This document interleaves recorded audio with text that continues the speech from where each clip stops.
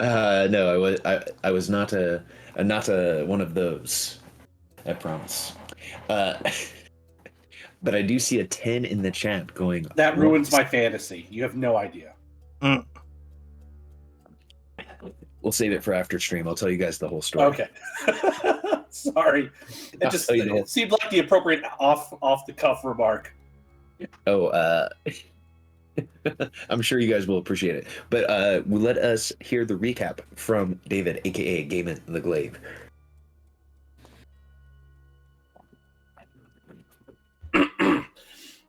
Let me get situated here. Sorry about that. All right. So we after a lot of trudging and some bitching and moaning, because it's fucking cold out.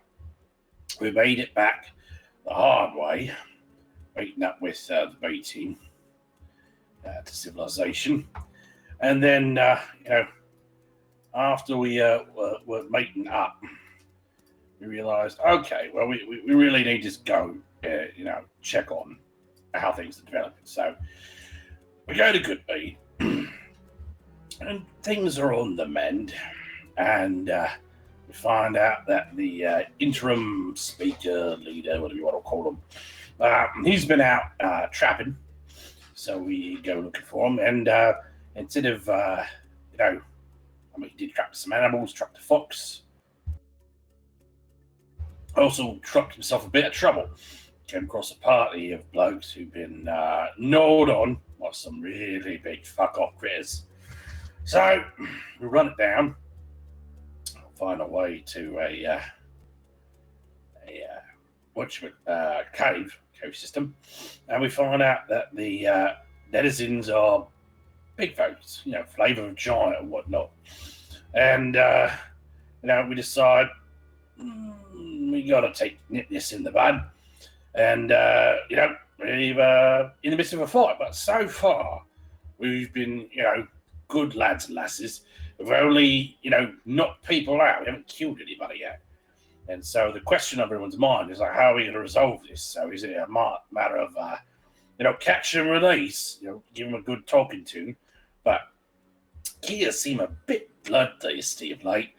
He's saying, well, we should eat that. Give them a chance to, see what it's like. Mate, you don't eat. You really can't weigh in on that situation. So, yeah, we're still in the middle of a fight. Still sorting that out. And, that's where we're at. Excellent. Please award yourself a point of DM inspiration. You may just need it.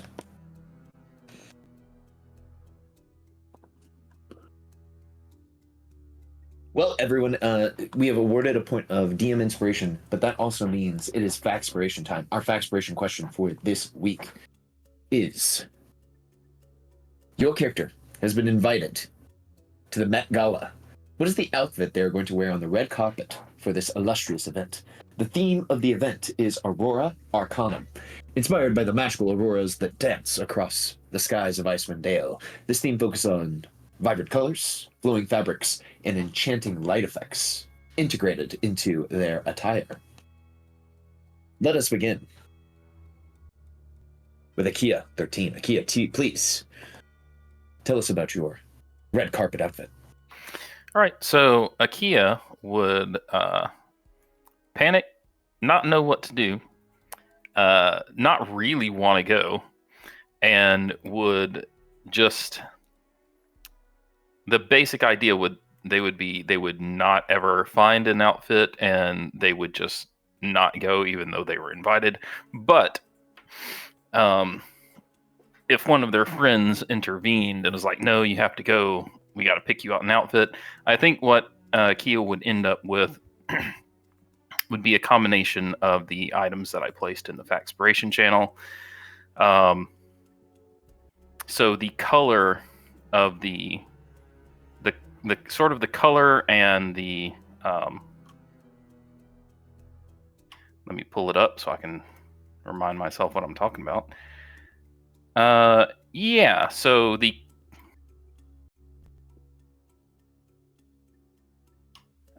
design of the coat on the left and the color and the pattern of the green robe. So the color and the pattern of the green robe on the other one. I think see. is Okay. And they like just. I think if they had to dress fancy, they would like more loose fitting, flowing, comfortable clothes.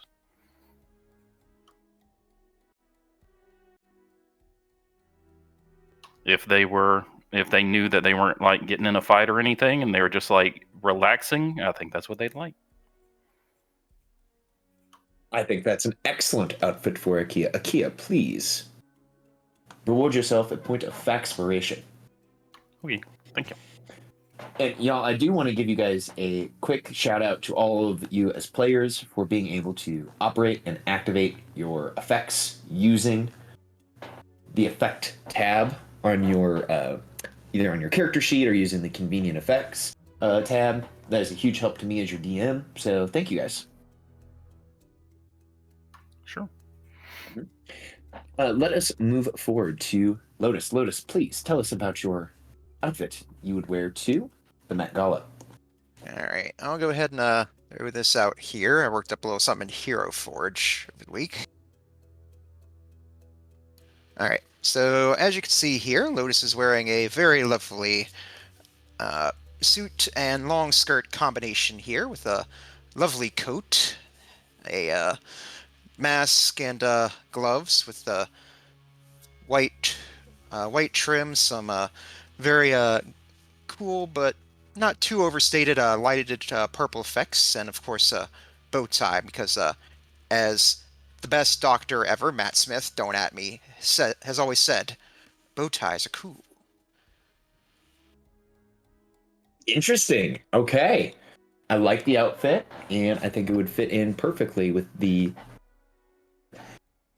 I'm trying to remember the rap artist that basically wore a suit of golden armor a few years ago, but I think it would all fit in. X. Yes, Yeah. Which was dope. Now, she would of course bring Watto as her date, but considering the theme, like, he could just wear his regular outfit, and I think that fit in just fine. Excellent. Well, please award yourself a point of factspiration. Let us move up the list to Alicia. Alicia, please tell us about the outfit you would wear to the Met Gala held in Brinchander.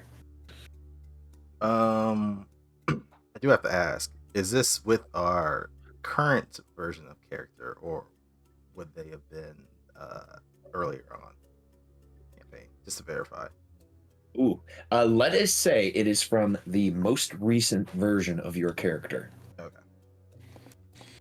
It's only a very smaller detail. So essentially it'd be a mix of two outfits.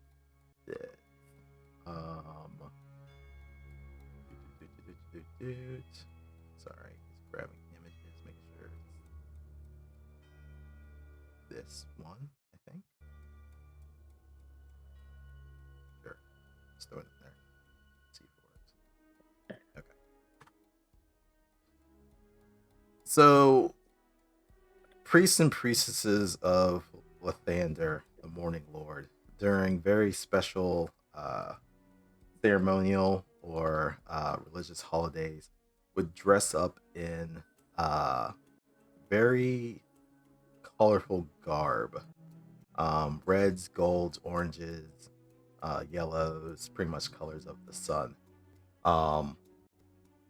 This was pretty much from the Faerun wiki, but I feel like this outfit would be pretty close to what Alicia would wear in conjunction with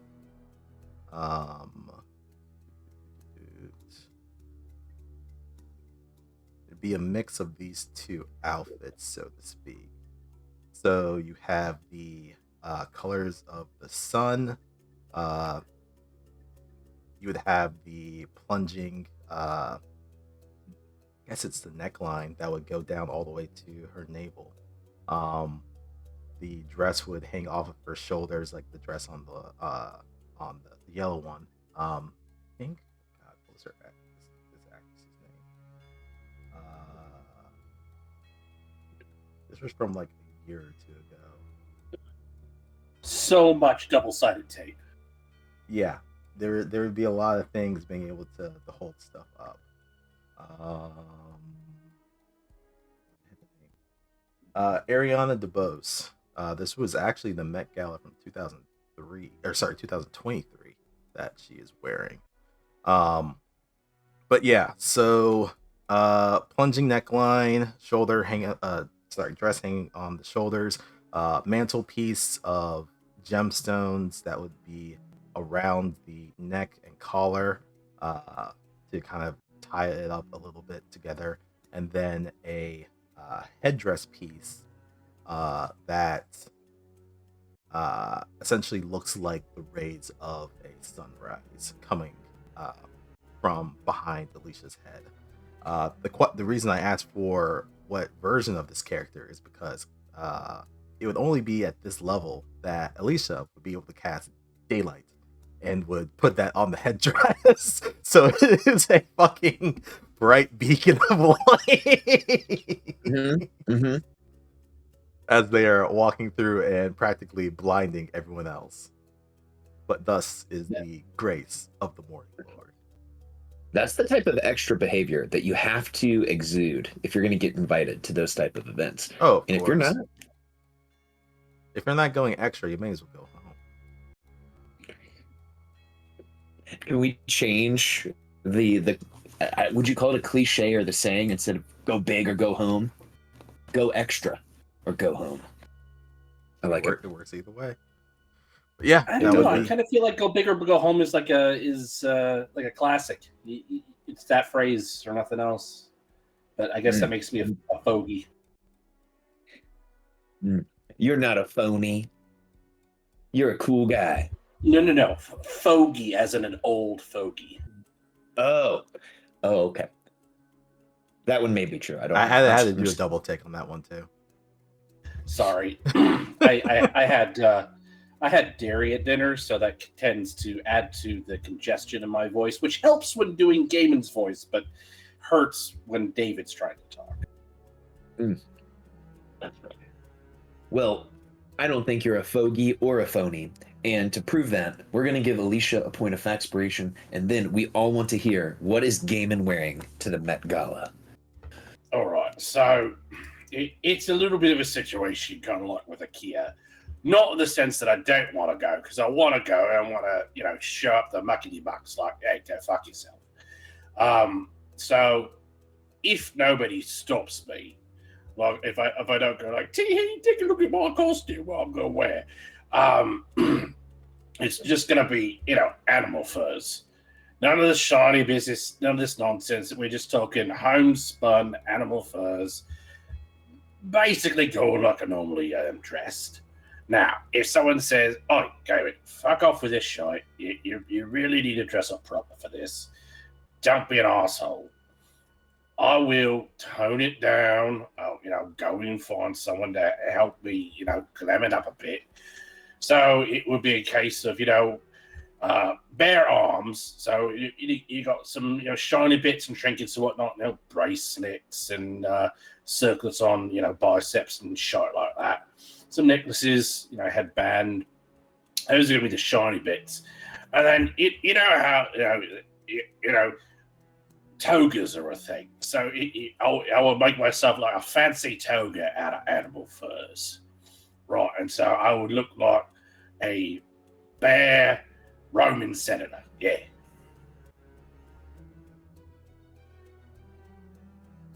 I love that. I love the mixture of two different styles of clothing, where it's nearly Greco-Roman mixed with, I don't even know what to, almost prehistoric. I think it would be beautiful.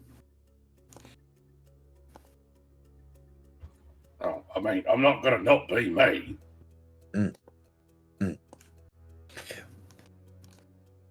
Now, what we need to do is get this this drawing of of all of the characters wearing their Met Gala outfits somehow commissioned. I don't know how we would do that, but I think it would be cool. Through the power of the internet, anything is possible. That's true. That's true. Well, everyone, You two I with your believe donations can fund our art commission. I'll just start putting We don't a need link to in the be chat. shilling from donations. I have learned from the power of Carsophona that you can show for a lot of stuff. Oh, sorry, did not mean to raise my hand. Clicked the wrong button. Oh man, I'm thinking back to all those Red Hand of Doom streams. Gosh, that's good stuff. Now, everyone, before I forget, we have to award Gaiman a point of Faxpiration. Gaiman, please add that to your character sheet. Okay.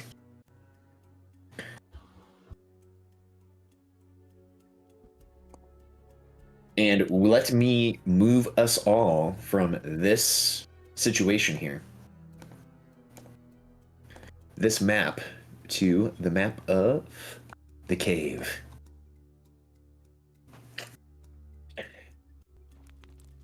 And as it was pointed out in the recap, you all were beaten up on these giants. The Verbeeg was put under, knocked unconscious. Kuma has all but cowed the other polar bear, and Gaiman is 1v1ing the one known as Friend. But in the last moments of our session last week, a new challenger emerged.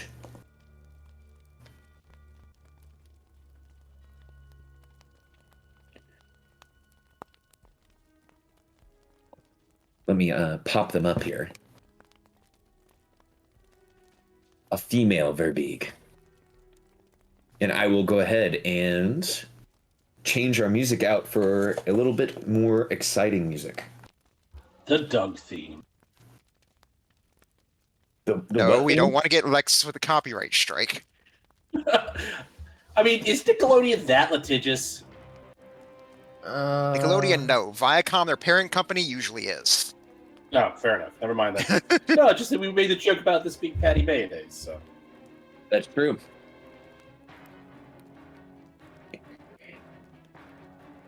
We could probably get away with like the first 3 seconds and then have to immediately cut the song from there. Probably. Now, if there's a Bardify cover of the Doug theme, then we're golden. All right. I feel like that would be a stretch. So they add themselves into initiative as they see Doug knocked out. And her name's not actually Patty. It's Gag. She'll scream out, "Doug! It's your lover, Gag! I've brought treats for you, but you're unconscious. Who has done this to you? They will feel my spear and be crushed under my heel."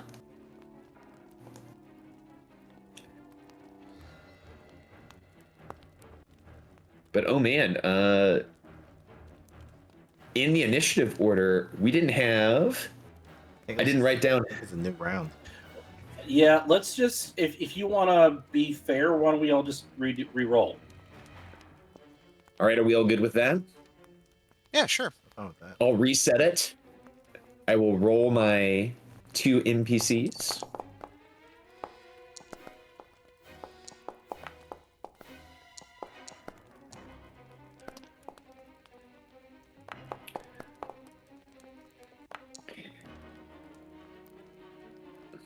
Ooh, the NPCs are looking pretty, they're rolling pretty hot right now.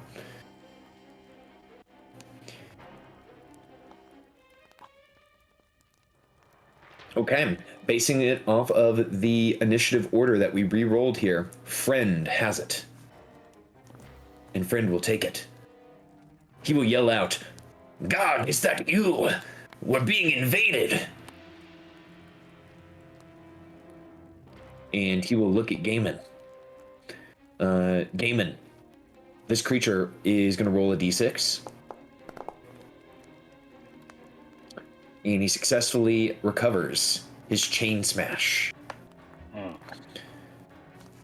He can do a chain smash and then a fist attack. He will make one chain smash against you. Oof. 21 will hit. He connects as he wraps his chain around his fist and then punches it in toward your upper body. Give me a Constitution saving throw against Dazed. All right, Gaiman is successful. The spiritual weapon, though, not successful. I don't know where that came from. Do I inadvertently have like control over it? Hopefully not. Must Hold just have on. been a bug. Well, we're figuring out the I bug. think somehow I had it highlighted. I don't know how, but it is now fixed. I no longer have it highlighted. Perfect. Friend will look at you, snort. Ugh, you're too strong. And then we'll throw a fist. And I don't think Gaiman was reckless last round, so his fist attack misses. I don't He looks- believe I was. I think I was kind of picking and choosing. So Sure. So he looks at you terrified as he feels that his end might be near. And Gaiman, you have the opportunity to steal. I will most definitely steal. So Gaiman's gonna look at him and just sort of like, listen, mate. It's not a bloody invasion. It's more like breaking and entering, but like what the police do it. So it's like a no-knock warrant situation. Doesn't make it any less problematic, but yeah, can't have you eating people. And then just from just so he's gonna raise his fist up, holding Scoffnung, and just sort of bring the end of the hilt down on top of his head and try and knock him out. Absolutely. So non-lethal. Non-lethal called. Let's see what happens. I'm getting tickled by a cat right now. If you guys hear me giggle, that's why. Is it not rolling? It's not rolling. Hold on. There we go. That is a hit. And you called non-lethal, and this does knock friend out. His eyes roll into the back of his head. His tongue drools as his body slumps to the ground, unconscious. And I'm out of charges, so no need for a con save or anything. And I know it says he's dead, but I will just, not give him SpongeBob, but give him the KO'd status.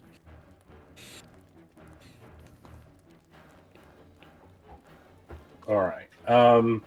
What direction did I hear Jag coming from? Like back the way I came? Back past Alicia? You would have heard the screams coming from your character's southeast. Okay. We're gonna go past the fire. Not through the fire. Hold on. Just to ask, what was the X that was here? Oh, what if there's like goats? Yes, so Right. the X was Gaiman's shield. Ah, Oh, that's right. That went flying. Mhm. Actually, you know what, Mulligan? I'm going. I'm going to go pick up my shield before I go do this nonsense. All right. I will go and. Oof. Okay. Would you say I could re-equip my shield? You know, cashing in my bonus action and like extra attack, or would I need to wait until my next turn? So it typically takes an action to don or doff a shield. Okay, well, in that case, I will pick it up. It is not equipped. And so that'll be item interaction, and I'll go back where it was, just the mouth there. I think that's about 40 feet. And that's my turn. Excellent. You have control of the initiative. Does anybody want it? It'd be cool if you. I will give it passed to it. the I will give it polar to. bear.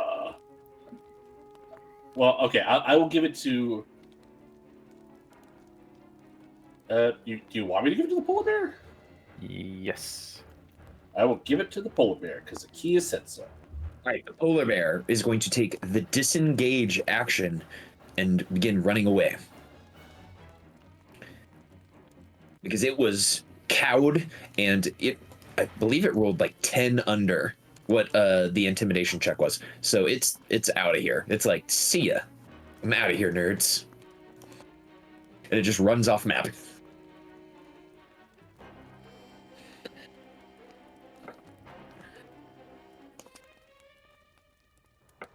As it's running away, it will pass to Akia. All right. Akia will move up 10. Let's see, I can see that person. I'm gonna bonus action light up my gauntlets.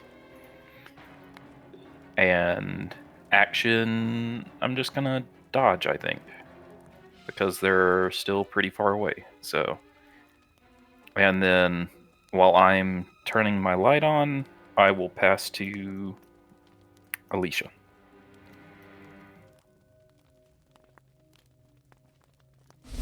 Take it away. All right. Gaming has handled that entity. So Alicia's just gonna make their way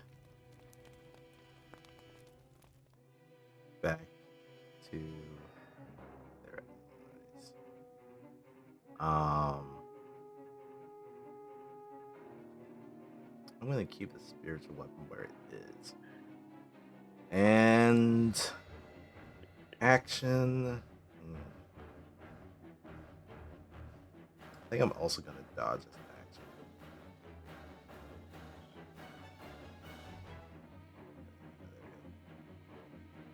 And that's gonna be it. I will pass it to Lotus.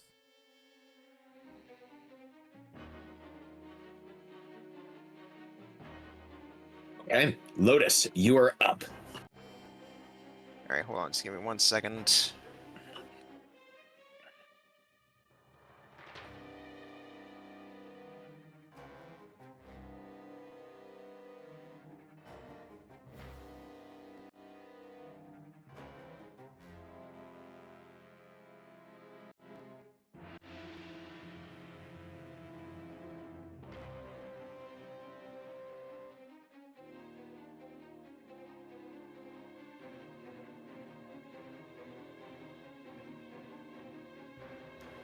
All right.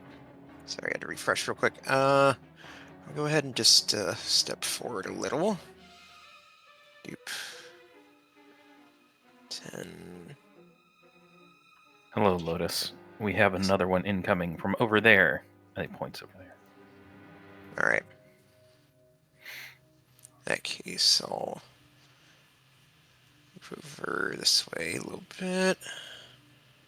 Doop. And movement puts me, full movement puts me there. Tell you what, let me see.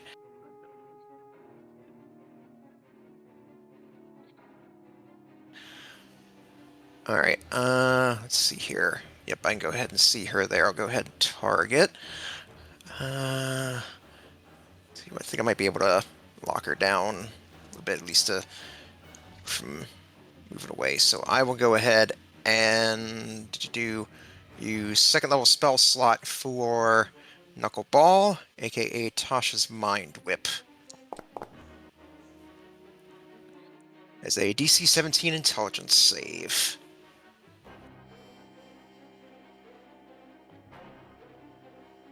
All right. Ooh. She does not succeed.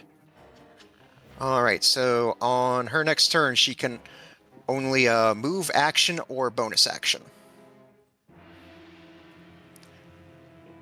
All right. Okay. All right, I will go then. Go ahead and pass to her.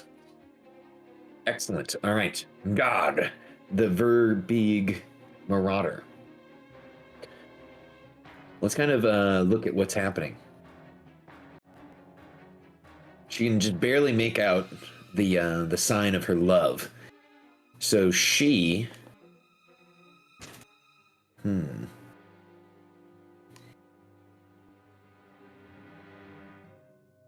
she is going to dodge, and as she dodges, she will yell out in the common tongue.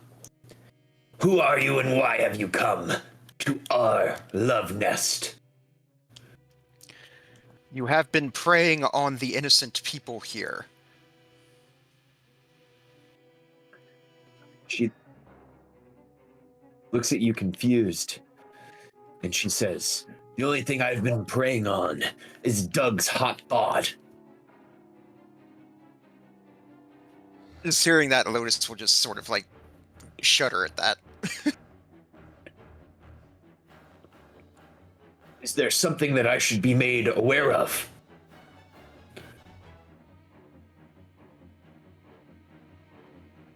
I will say, Lotus will turn to towards Akia and Alicia and just sort of have like a confused look on her face.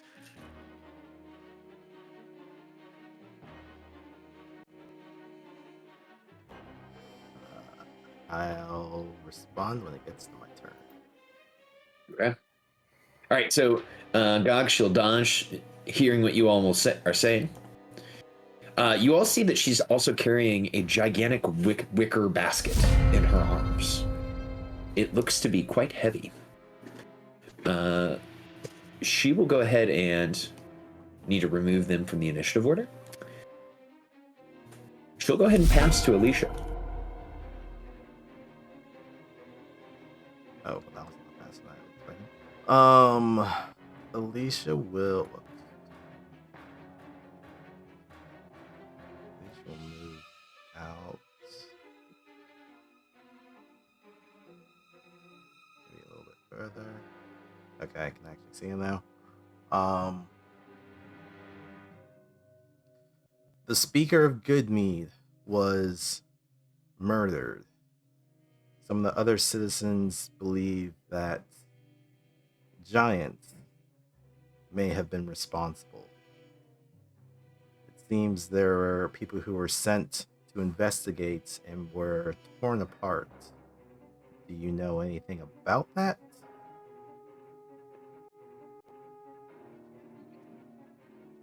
Gog will kind of have a shocked face and say, oh no, Doug, he said he had stopped murdering people. It was the only way I would come back to him. Are you saying that he murdered someone? Multiple someones? There's a dwarf spit roasted right now in the cave. Oh no, he said he'd given up eating dwarves, no matter how delicious they are.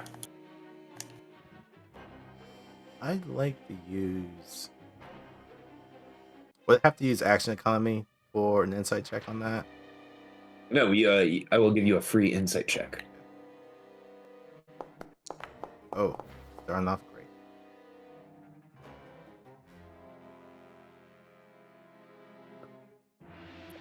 From your insight check, you do not detect any form or attempt at deception.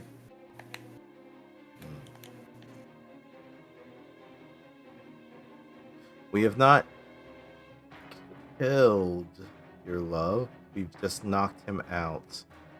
If you're willing to talk, we can stop these hostilities. But that will depend on your actions. For my actual action, I'm going to continue dodging. Bonus action, I am going to place my spiritual weapon in front of me in a defensive manner. And that's going to be it for me. I will pass it to Gog. See what they do. Gog will say, can we stop these hostilities if I drop my weapon? Talk this out? I'll look at the others. Sounds good to me. How about you two? I think Gaiman's still further in.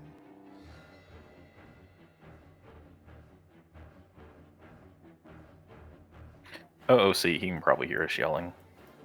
True. I assume he's roughly the same distance. Echoes. Yeah, but he's a little distracted. He's like got his sword in one hand and his shield in the other. He's just like fuck, trying to get things back to normal.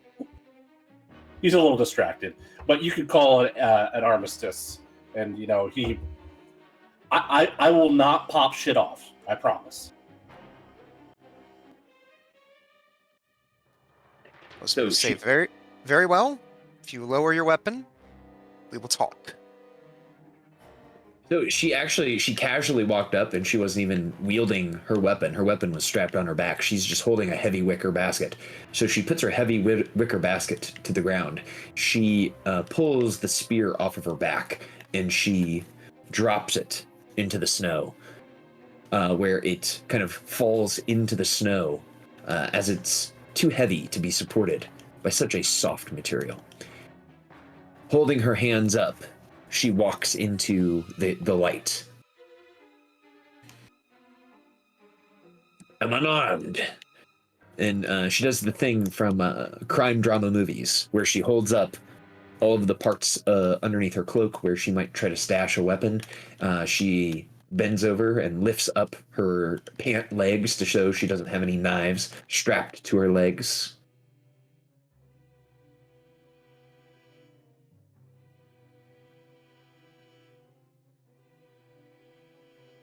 Are we good? Sounds good to me.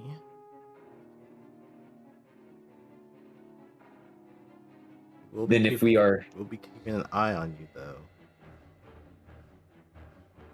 Of course, she says, as we'll leave initiative. You're saying that you've come here to discover the identity of a murderer. And if it was indeed my friend Doug.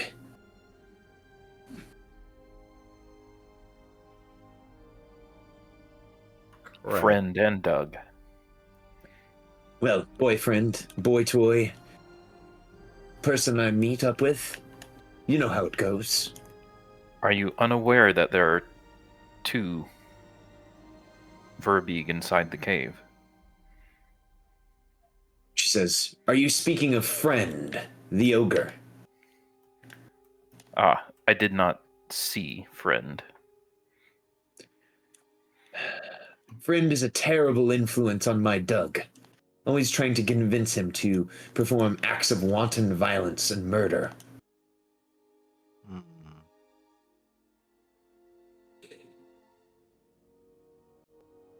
Hearing Gaiman come by, Alicia will say, we're parlaying with them for now. Oh, all right. And then Alicia will take a couple steps back and will motion for God to go to Doug. She will rush over to her love. Doug. She cradles his head in her hands.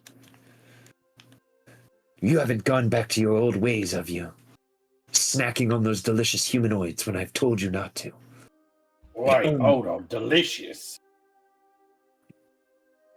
She looks to you. You can't deny that they are not delicious, but it doesn't make it any more wrong to eat them, despite how they taste. Sure, I can deny. I've never ate a person in my life. Well, good on you for not sampling their baby soft flesh. I've tried to get Doug to stop it. All it does is welcome in adventurers like yourself to come and murder you, or to bring you to town to be burned at a stake. I mean, yeah, pretty much. You surely don't believe in attack. Well, I guess it's more self-defense than anything. But you have no want for hunting down any humans that are in the area? I want to stay as far away from the humans of Icewind Dale as possible. All that will happen is, well, violence. And we can see that's what happened here. Hmm. And she kind of smacks Doug on the back of the head while he's unconscious. And then she looks to you all and kind of bows. Is there any way that we could try to work this out? Or is my poor Doug inexcusable? Can we what's in go the and basket? Yeah, that. Mm.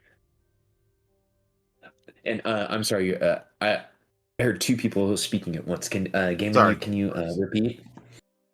Gaiman was inquiring as to what was in the basket, sort of like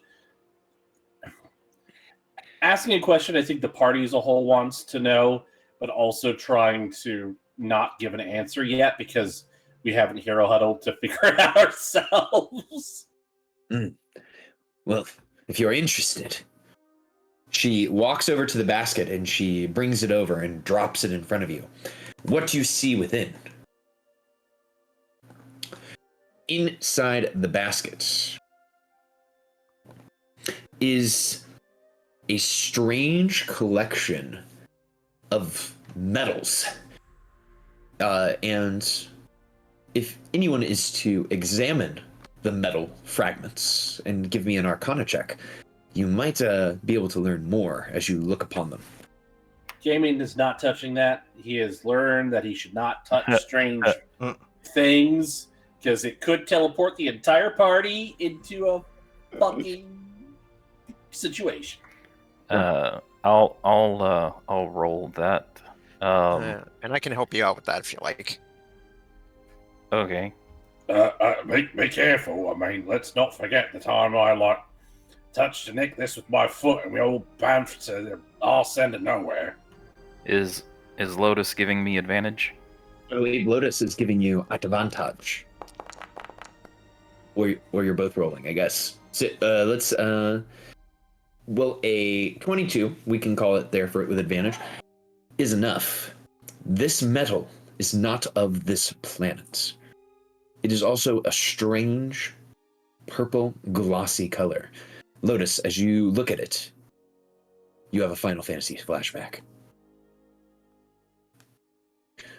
The headpiece upon Lotus's head, everyone, begins to glow and light up.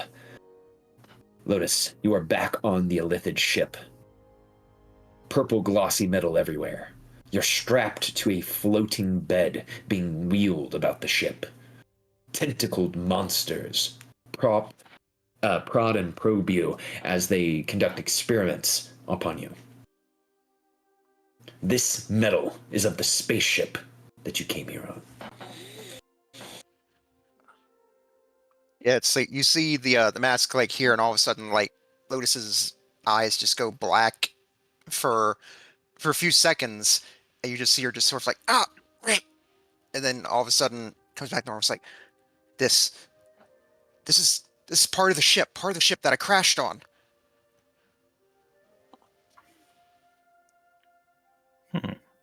It seems to have traveled a good distance.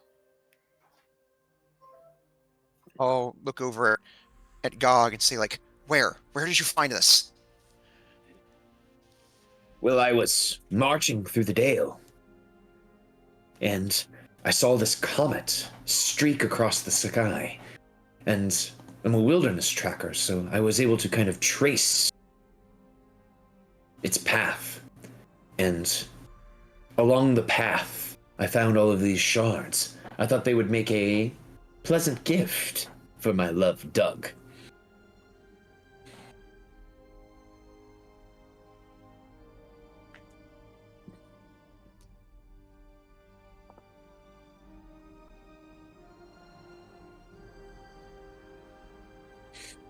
If you would like, I can give you a guesstimation of where the comet may have ended up.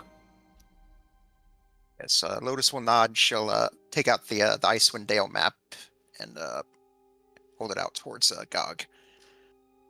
And Gaiman will just sort of out the side of his mouth to the others will be like, didn't we already kind of know where the ship had crashed? Don't know if Lotus this is will different. yeah, Lotus will look over to you and be like, well, Gaiman, that is true, but you know, when you're doing an investigation, it helps to make sure that all your information corroborates with each other. All right, all right.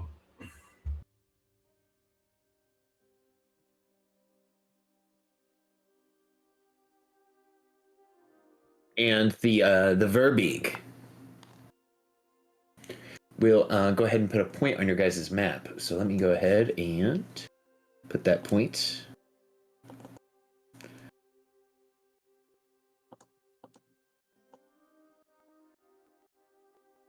And let me put some writing down here.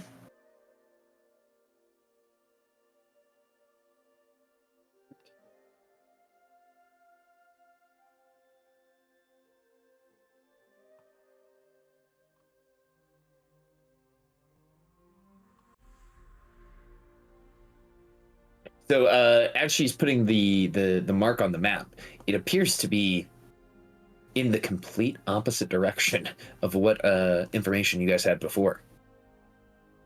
Wait, what? Oh, it's to the southwards. Oh, Lotus will look at here and say like, okay, so this means the only thing I could think of is, okay, either they were able to fix it enough to get it to move a short distance, or somehow they were able to get someone or something to move it for them. Not sure which is more likely. It could be something else. mhm. Magical teleportation, maybe? No, I mean, Like it something could be else. something else. Something that may be adjacent to it, but not actually it.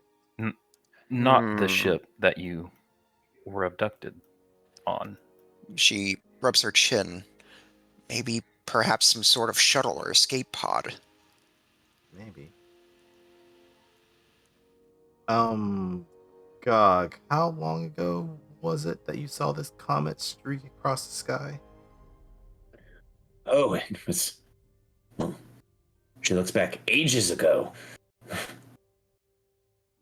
It's taken me forever to really kind of put it all together between my rendezvous, hunting, avoiding all of the strange animals that have been popping up in the woods. You know, the other day, a group of squirrels tried to eat me. It was the weirdest thing. Wait, what do you say other day? Like recently? Or like kind of like when the crash occurred? Or shortly thereafter? Oh, this was. And she says, "I have to apologize." And here, let me take us back to the other map. Now that we've loaded that, this must have been a couple of months back when the evil talking animals. I say they're evil because, you know, they were trying to eat me, of course. Attacked. Have you had to deal with evil talking animals trying to consume you all? On multiple occasions. Mm.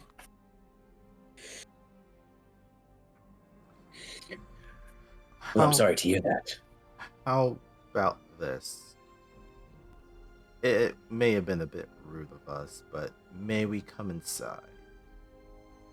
Yes. I am a healer. I can tend Doug and I guess friend, and we can talk in there.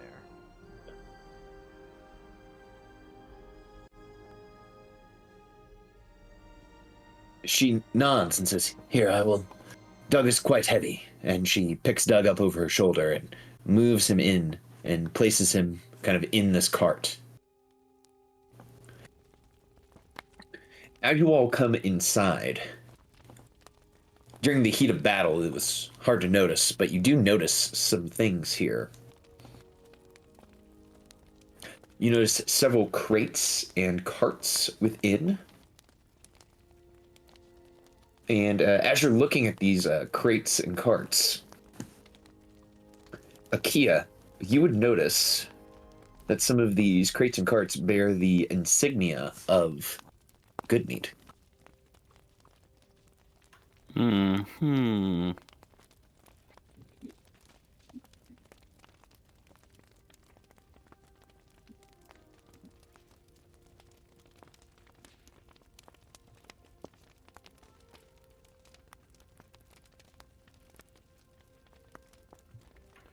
Yeah, I'll go ahead and. Are any of them opened? It appears that they may have had a crowbar taken to them. I'll go ahead and check and see what they are. I assume probably generic supplies, but I'll just check them. Oh, as you go over to them, you see that these are indeed filled barrels of mead in the corner. Mm-hmm. Would appear that a shipment had been intercepted.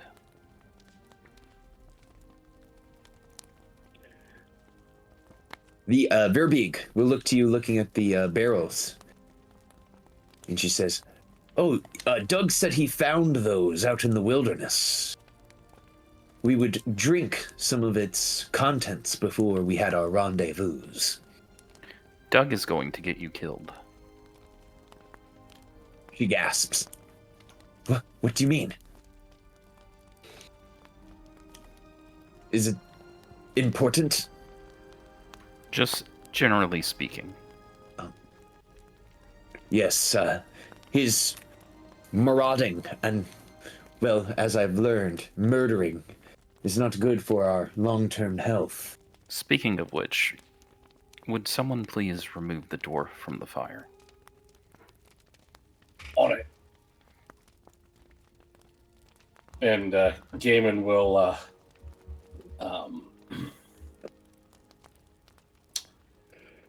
guess he does normally wear gloves. He I guess he grabbed the end of his cape and like just sort of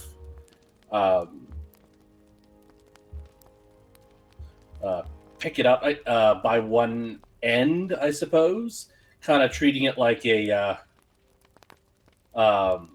workout mace, and then realizing his mistake as the dwarf's body like probably will slide down the spit. He'll hastily put it back down and reposition and try to figure it to remove the dwarf from the cooking equipment. I guess it makes sense Akia would come help. Yeah, you just take that end, I'll take the other. And I guess we gotta put him somewhere so he can cool off. Maybe give him a proper burial. This is something else. Yeah, we'll find a nice corner for the dwarf's corpse.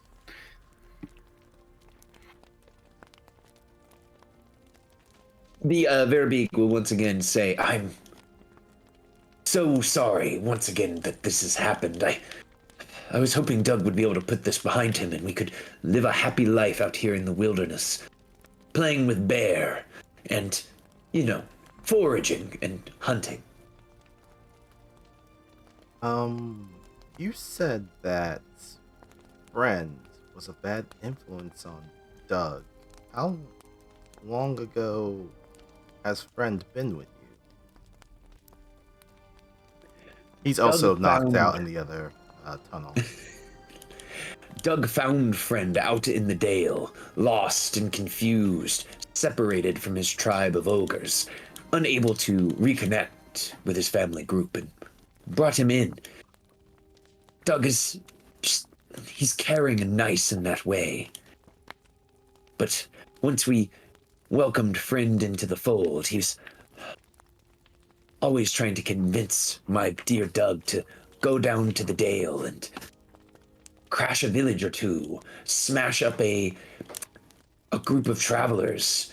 Their bones are so tasty and crunchy, their meat sweet. And I would always try to dissuade him while I was here.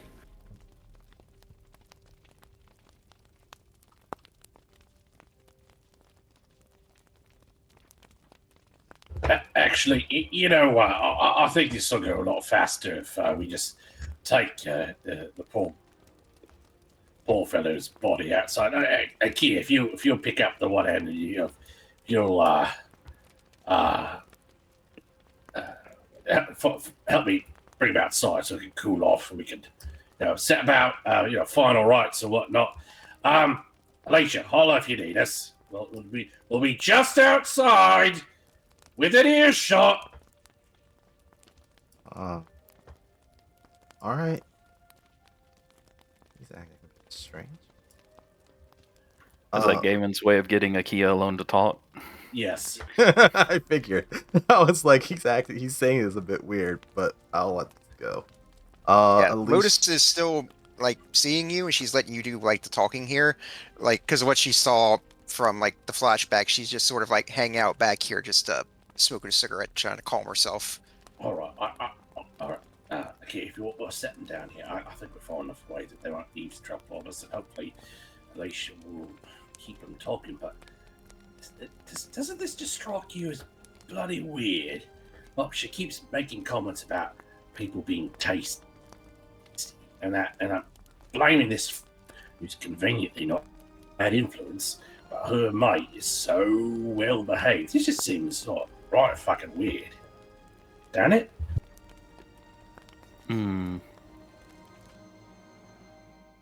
I do believe that she obviously has tasted humanoids before. I believe, correct me if I'm wrong, Orf, I believe she said she, quote-unquote, gave up eating humanoids. Correct. This is very much like she's a former smoker who is dating someone who claims to have stopped smoking, but when he is around his bad influence friends, she's like, "Oh my gosh, are you serious?" And has found a packet of cigarettes in his truck.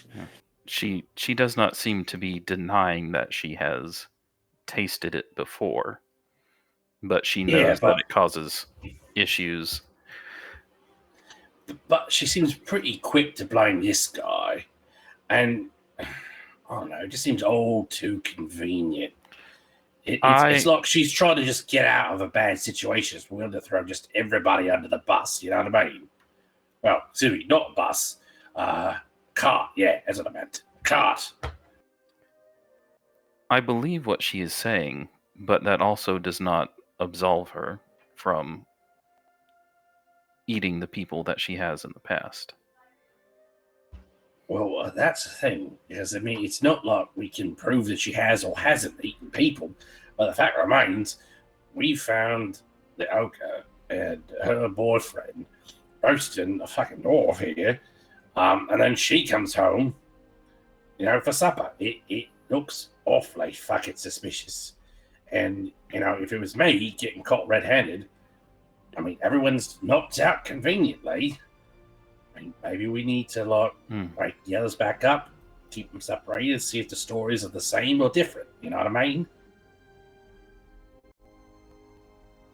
I see what you are saying. Perhaps she was knowing.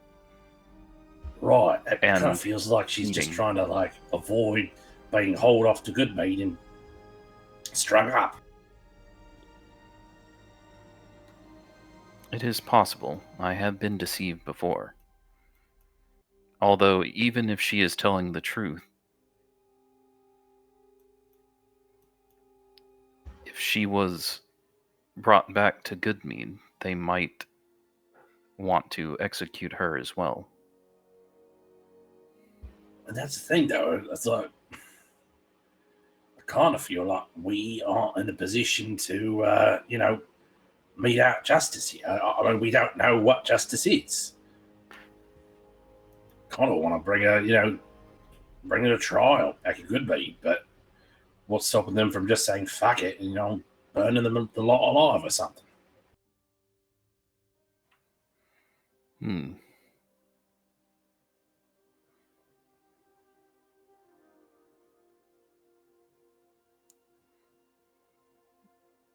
Well,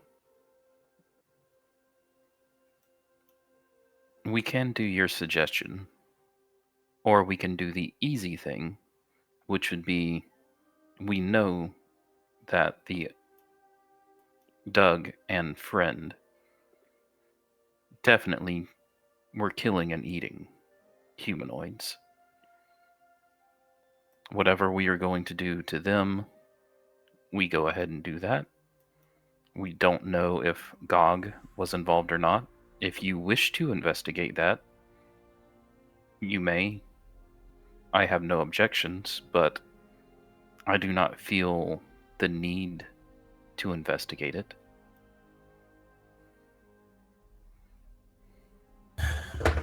Oh no. I mean, I think it's worth a shot. Could you do me a favor? Could you go and, because Lotus seems a bit out of it, could you go and get Alicia so I could like talk to her? Could you like ask some rude and pointed questions with Gog just to distract her for like a minute? Not about this situation, just like in general. Okay. I mean, I love you, mate, but your social skills are lacking. Sure. And then I'll return. And then I guess they might have said something while we were gone. So as you return, you walk in on this conversation that Gog was having with Alicia and Lotus. And she says, I know this all looks really bad, but if you look over here, it took a lot of convincing, but I got Doug to build this pen for us. Raise these goats for us. These goats were what was supposed to become our primary food source. The cheese and milk and yogurt we can make from their milk. The meat we could carve from them. That was what we were supposed to eat. One of the goats looks over. It's chewing on some hay, making a goat face. It looks back. Continues to eat. That seems reasonable. Alicia, Gaiman would like to talk to you outside of the cave. Gog, do you have a skin disease that you are currently suffering from? No, why do you ask? Oh. It would appear that some of the skin has fallen off your face. She touches her face.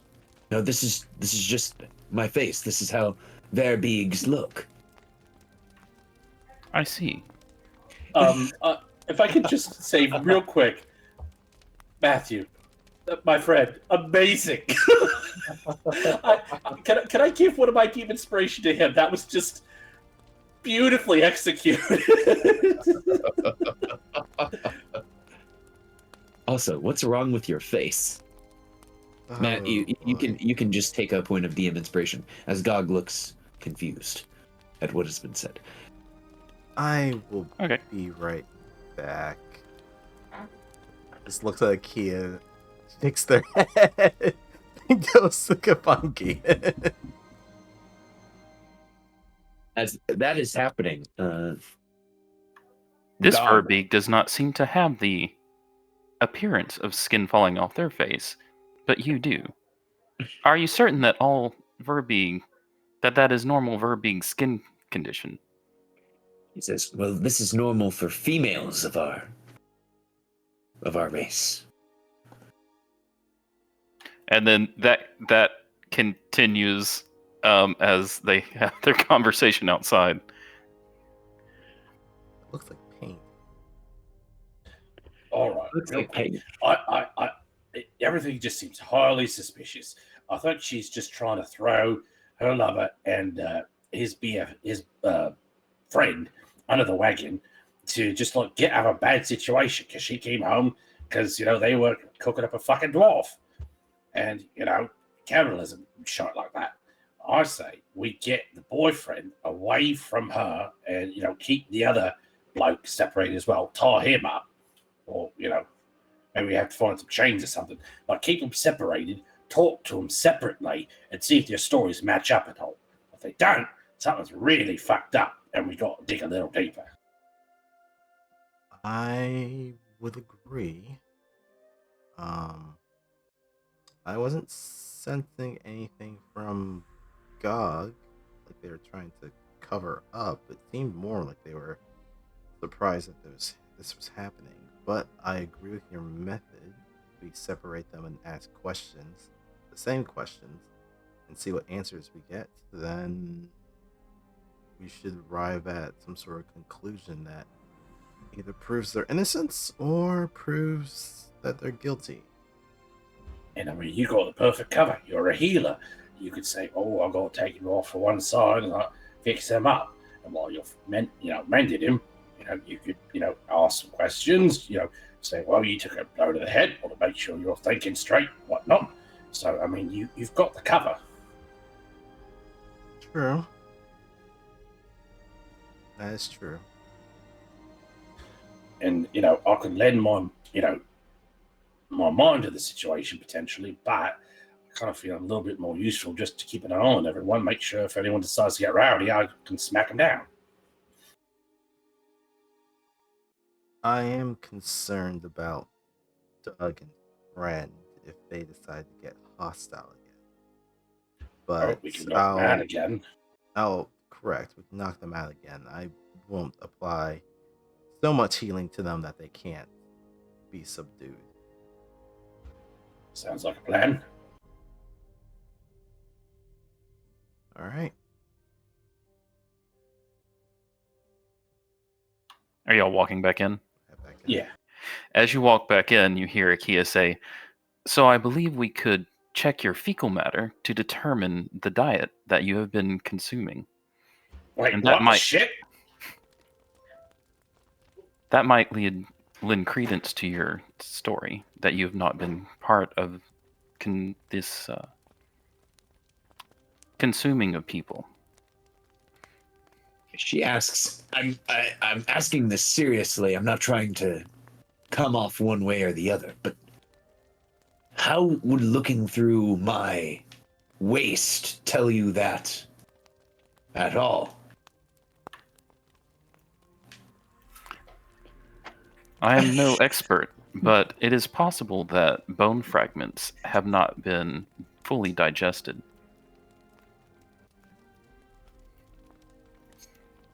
She nods her head in agreement. Oh, I see. If they could be identified by an expert as belonging to, say, a goat, and no bones can be identified as belonging to a person. She looks to you and with 100% sincerity. Well, I'm willing to put myself through this test if it would prove my innocence. Unfortunately, I do not know who would be an expert on such such things. Ah. Well, that's too bad then. And that's where you'll walk in.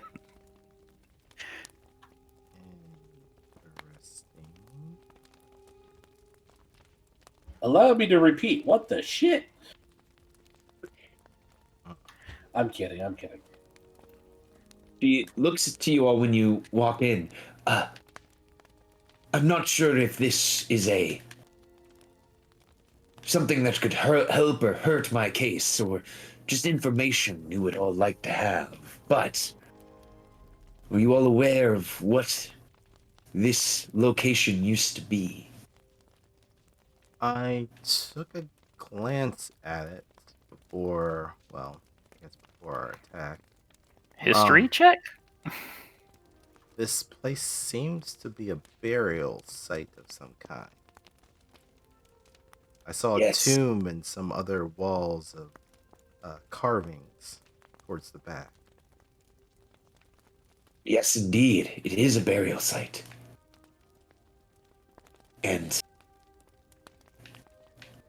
there's someone buried here. Someone I believe to be powerful and strong. In that stone tablet, that stone tomb. A chieftain of old. When we have been sleeping here in the tomb, I always could feel a call, a pull towards the tomb itself. Maybe there is some sort of magic within, a powerful force that could aid you all in your adventuring career.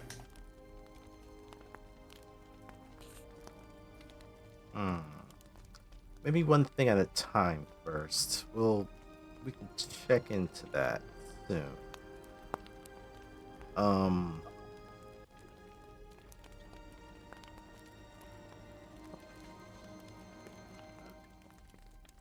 Trying to think of a way of I'll start examining Doug just to make sure that they didn't take any serious damage. Would you be able to give me some space? We'll back up.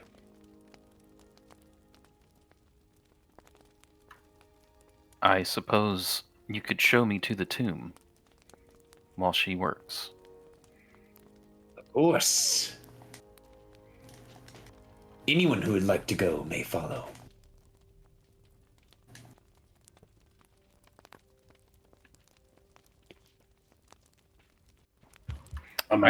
I can leave Kuma here to protect Alicia if you want to go with me.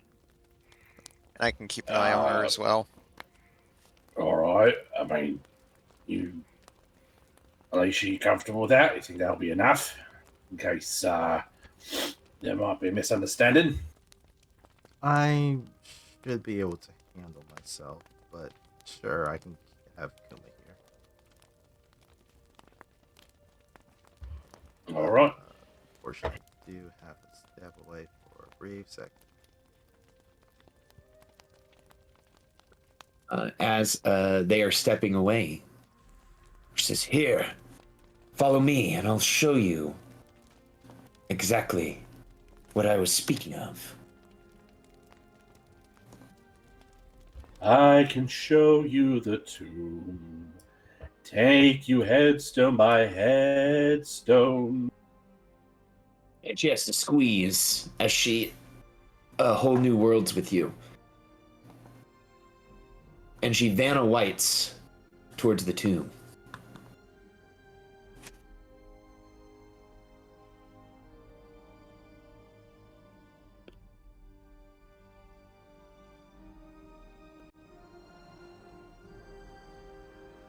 This is the tomb I was speaking of. And as you are led to the tomb, you unlock flavor text. Carved steps on the south side climb 5 feet to this 10-foot high, 15-foot square room, which has narrow natural exits in the east and west wall. In the middle of the room is a rectangular stone block, 7 feet long, 4 feet wide, and 3 feet tall. Pictographs on the wall of this chamber tell a tale of a tribe's journey through mountains and across perilous tundra.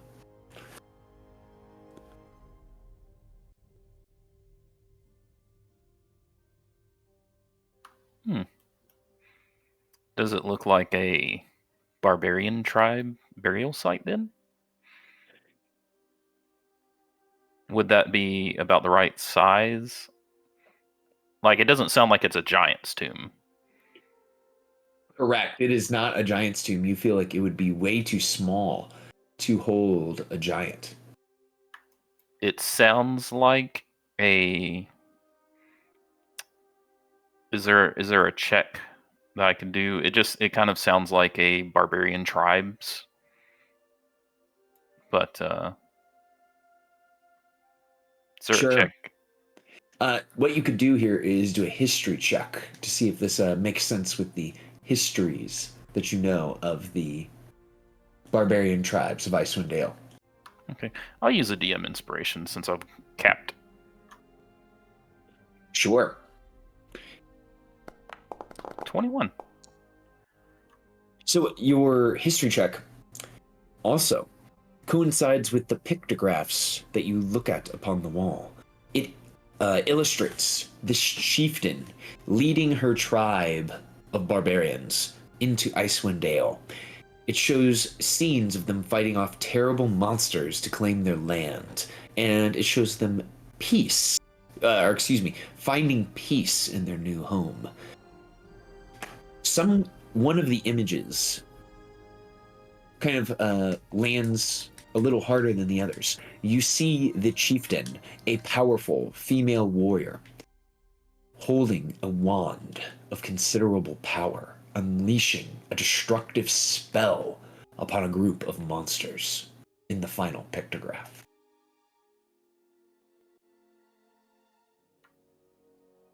It's interesting, Gaiman. It would appear to be the original barbarian settlers of Icewind Dale. And it looks like they had a powerful magic user amongst them.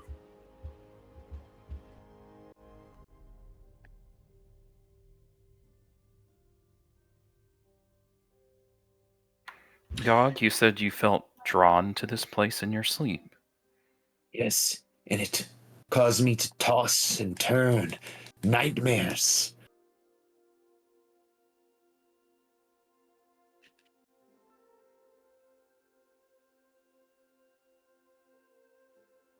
There must be something strange within that tomb.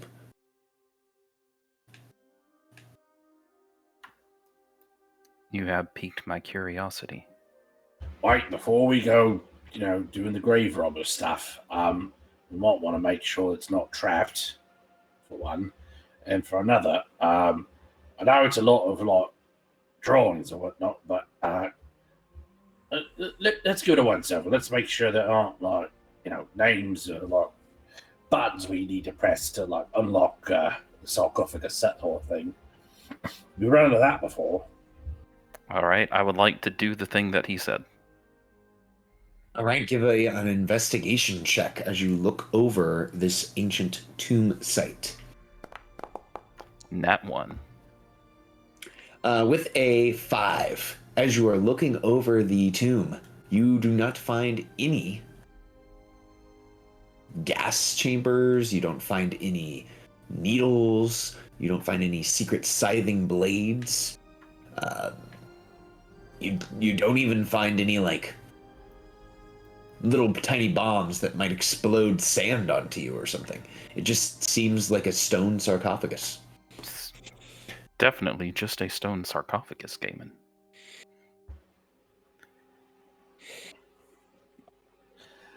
I'm gonna roll an insight to see if I believe him. Mm-hmm, mm-hmm. Akia didn't even look around, just staring right at Gaiman. Just I don't think I believe him. I am not proficient in investigation, but can Gaming give it a once over just to try and satisfy his own paranoia? Absolutely. Yeah, perfect place to bring a couple of adventurers to allow their curiosity to get themselves killed if you were trying to get away from the cops. yeah, I definitely. I think I just must have just been looking at Gaiman right in the eyes while I was just running my hands over the top of the sarcophagus, going, "I'm checking, but I don't seem to find anything." Of course, you don't say anything. You're not bloody looking. All right, I'm going to use a demon inspiration to try and roll with advantage. Absolutely. Akia's. Right, here goes. I think I've got a crowbar. Okay, 18. Here's what you discover, Gavin, as you're checking this thing over. You believe that moving the lid of this sarcophagus would take a Herculean effort, meaning it would take a combined strength, a score of 50, to move this sarcophagus lid off of the top of its bowl. What do you call the bottom of a sarcophagus? Anyways, to open it, you would need a strength score combined of 50. Also, you discover intricate carvings along the side of the sarcophagus.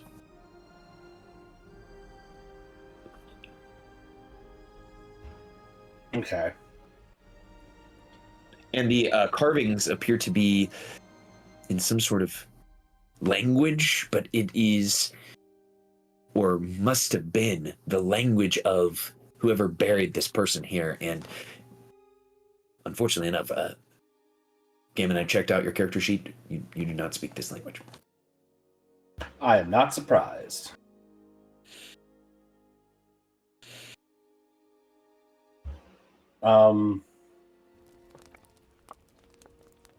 Okay. So Gaiman will turn to Akia and say, "All right. Well, I know you got a crowbar, but I also know, it's the fucking lid's not coming off. At least not with just the two of us. I think there may be another way to disengage the two arms. Let's see if Lotus or Alicia might be able to read some of these symbols I've found. It may be a case of hitting certain glyphs in a certain order. We've run into that before. Unless you got like tongues, mate. I mean, do you have that spell? Well, that's a thing, isn't it? Doesn't tongues involve both the spoken language and reading it, or am I getting my spells confused? Akia will let you know he doesn't have anything like that. Tongues would be spoken, comprehend languages. That's what I'm thinking of. My bad. This is why I'm a barbarian and not something else.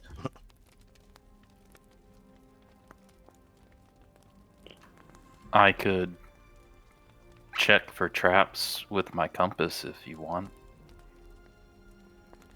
You seem, I mean, it's just rock, but we don't have to go that far unless you are so inclined. But I feel like I mean, it's maybe not a actually problem. looking, could help you see. And I actually looked, so I think we'll be okay. But we definitely need to help the others on this. Well, I mean, I've got a tool. I'll just pull out the compass and I'll click find traps.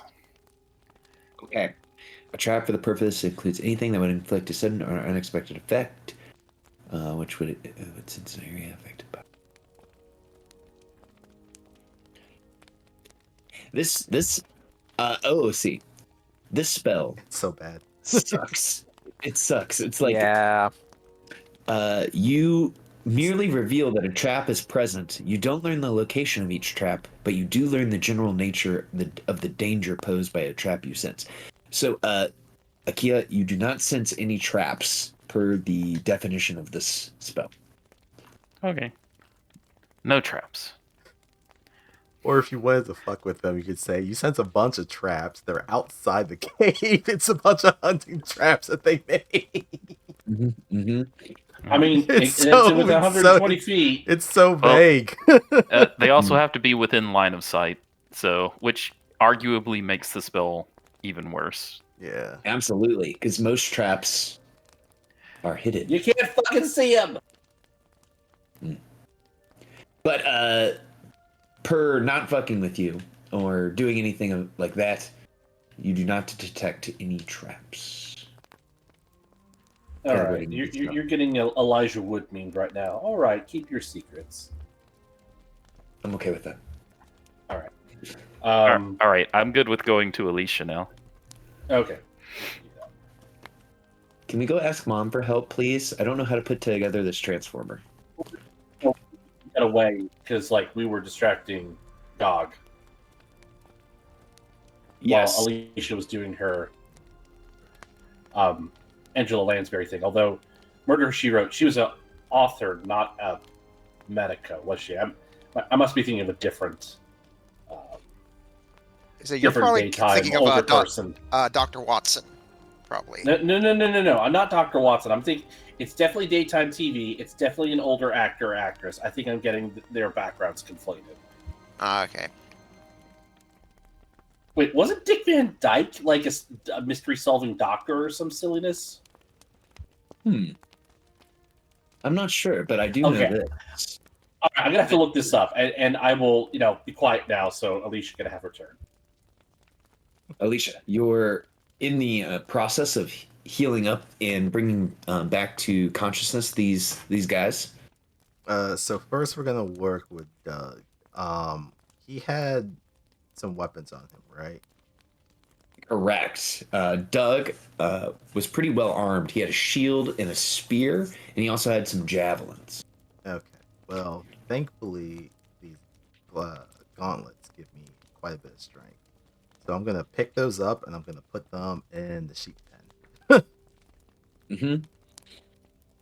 So you would have to cause a commotion in order to get them. And then afterwards, I'm going to cast Healing Word and give him 8 hit points to bring him back to consciousness. Lotus will keep her watch over here. She'll let you do your work, but she'll send you a text message and say, let me know if he starts acting up. I can banish him. Will do. Kuma will The- sniff him for you. The very big marauder known as Doug will awaken with 8 hit points. He sits up with a start. And he goes, huh, huh. I then he sees. suggest you don't make any sudden moves. We seem to have gotten off on a bit of a rocky start. However, I've only healed you a bit. And if you cause harm to me or my companions, I won't just hurt you, I'll put you back in the dirt. You're here for a chat, that is all. Your loved one is here, Seems- Dog. She came back. No. You haven't hurt her, have you? Nope, we have not. We've just, like I said, been having a conversation. The others want to go see a tomb that seems to be inside this cave.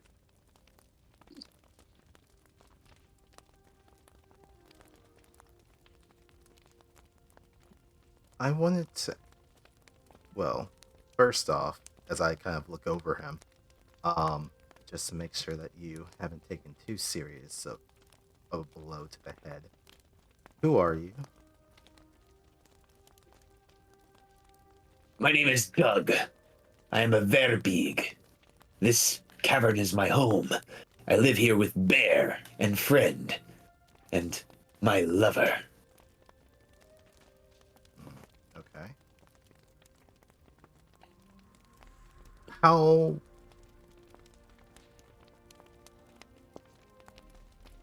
long have you and Gog been together?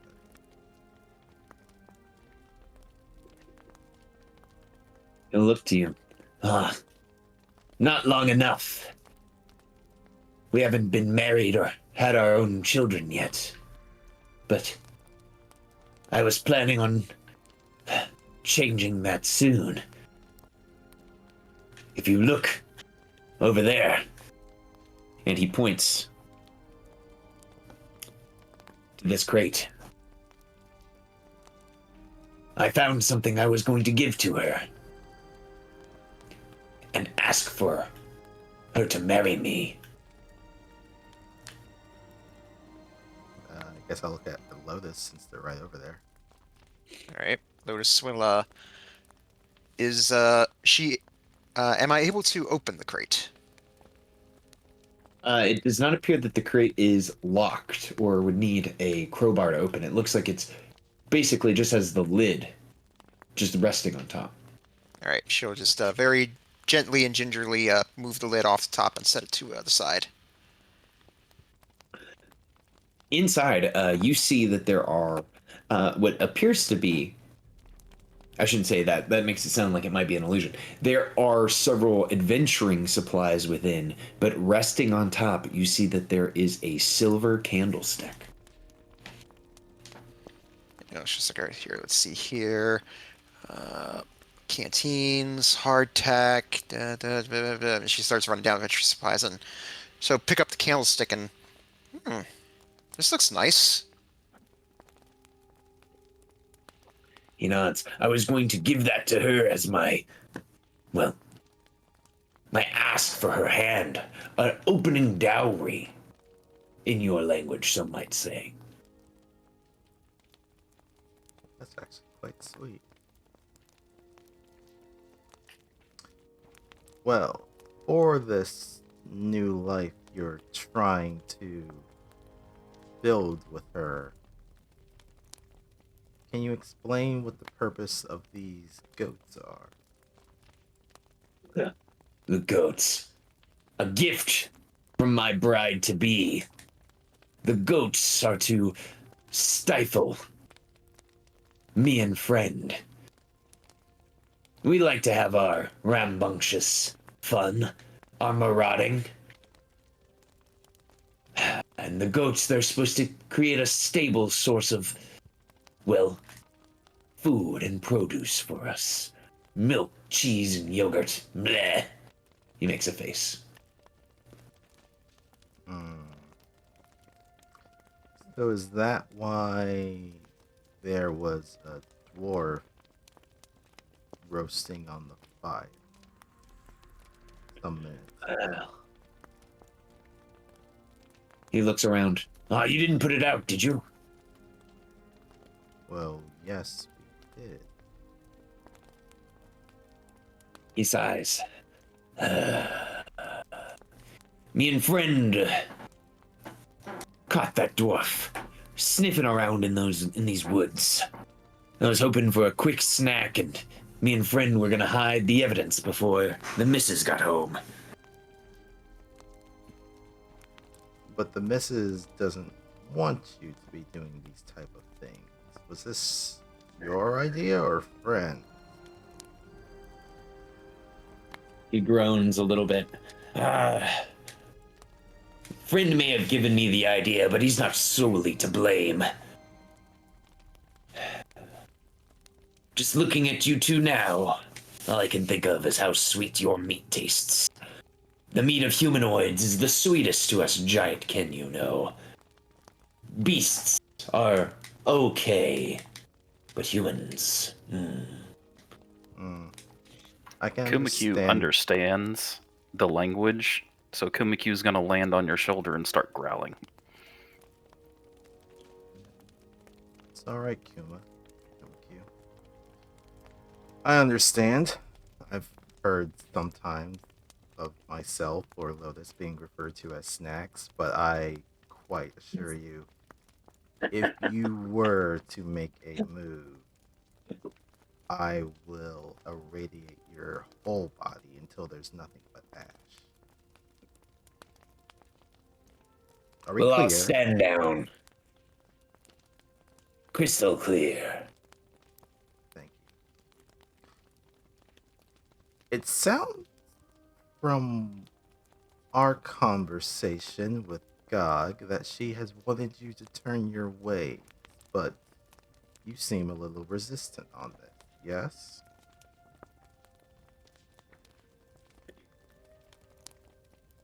And what spouse isn't? I don't want to necessarily change everything about myself, but it's hard. Because I do want to please her, and I do want her to say yes to my proposal.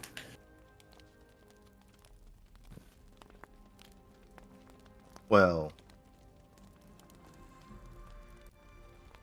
we came from the settlement that's not too far from here. One of their head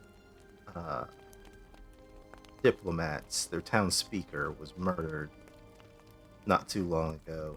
Some believe it was done by the work of giants. Don't know if specifically a type of kind of giants, but I mean, with your type of strength and size, you kind of fit the bill. Were you responsible for the death of the speaker?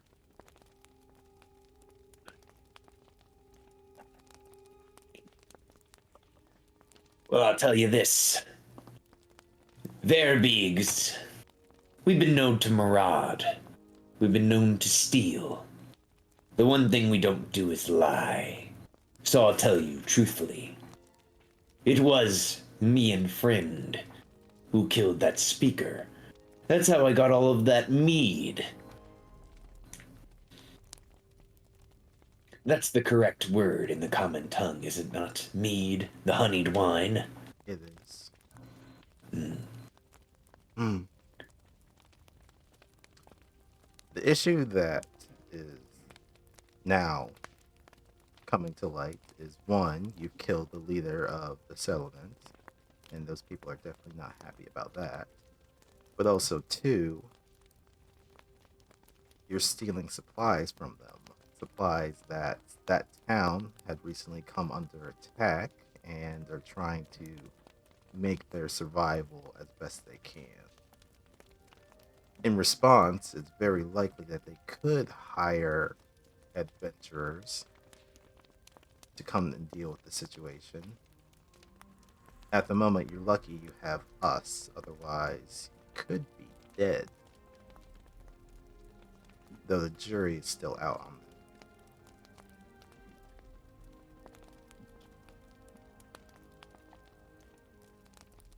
Well, I woke up wondering, why am I not dead? Information.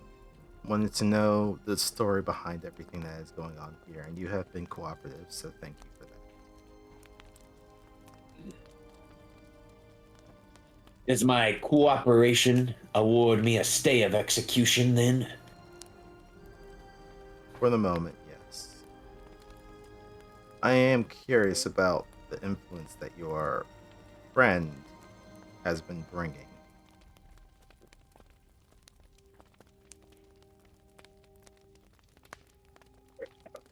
But we can wait for the others to return to see what they think. Okay. I guess the others return, seeing as too heavy to lift the lid on Akia's own. Yeah, I guess hearing the footsteps coming back, Lotus will put the candlestick back and return the lid back onto the crate.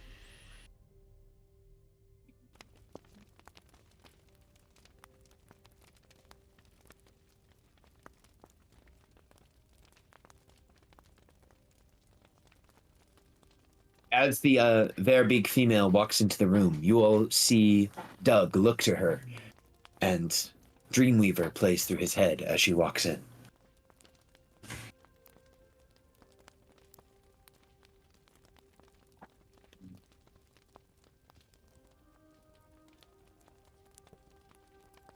He looks to her, she looks to him, and she goes to approach her love, but stops, pulling her hand back and away.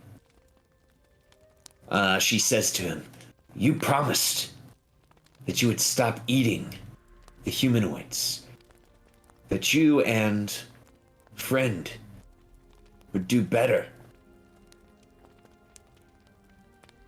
But lo and behold, I come home to find a roasting dwarf and adventurers at our door." He begins to scratch his head in a way that could only be described as, "Well, I thought it was cool, and I didn't think you were going to find out. I thought we were going to have all of the mess cleaned up before you got home." All of that sort of stuff.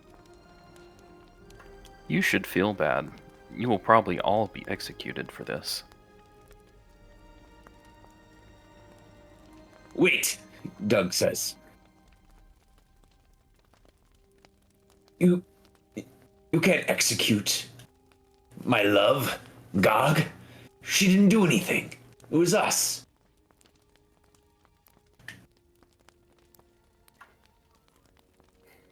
Many villagers have been eaten. They might not feel that way.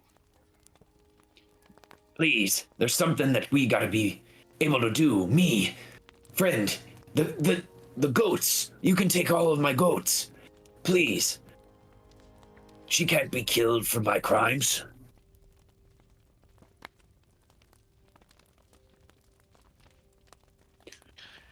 Tell me, if there's anything, I'll do anything. Well, I don't know if we should take all of the goats, as Nagas said. She intends for you to use them as a food source. Perhaps, if I may make a Have you proposal. ever tried herding goats? It's a right pain in the arse.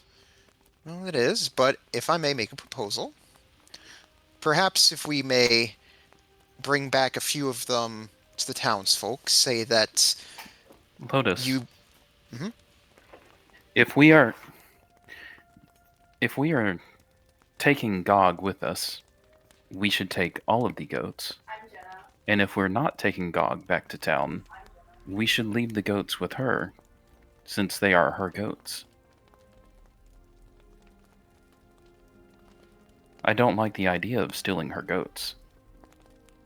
Well, not stealing, I'm just making a proposal to see how they feel about it. We perhaps take a few of the goats back to town with us, say that you bring them as an offer of forgiveness and repentance for what you've done.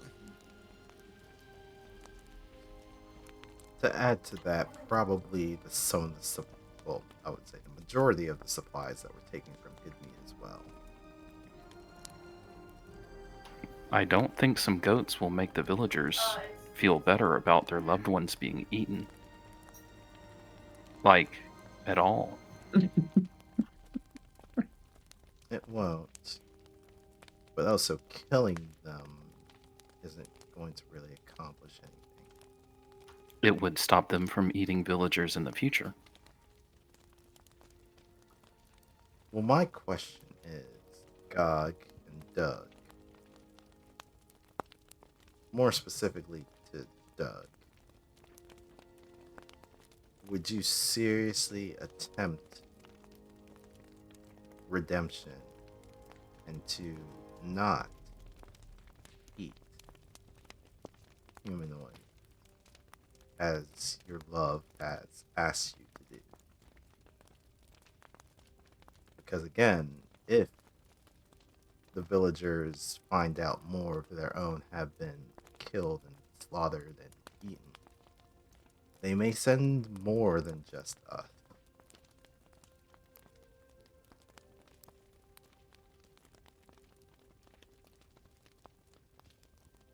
The Verbeeg will look to you and say, I would swear an oath to you, here and now, that I would change my ways if it means that I could save my love.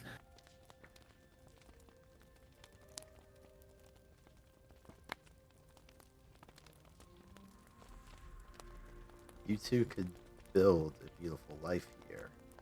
I mean, you're already away from civilization. It seems you want to keep it that way. But I would be amenable to this oath as long as you are able to keep it.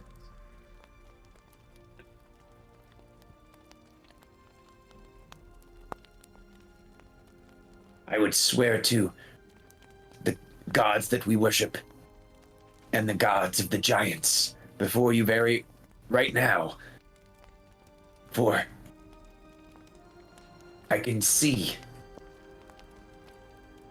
what I have done has not just endangered me. It's endangered her as well. You see that she is tearing up as he is talking about this.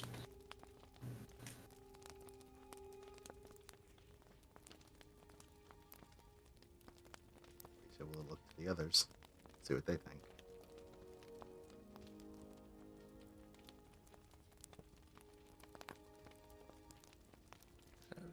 Moose will give a silent nod in agreement.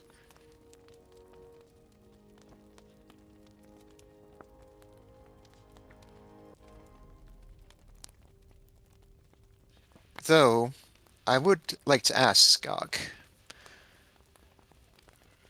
those items you found that had fallen from the sky, would it be possible, if I may, find something to trade you for them? She says, yes, I trade them, take them. They're nothing but, shards of metal to me, God will say.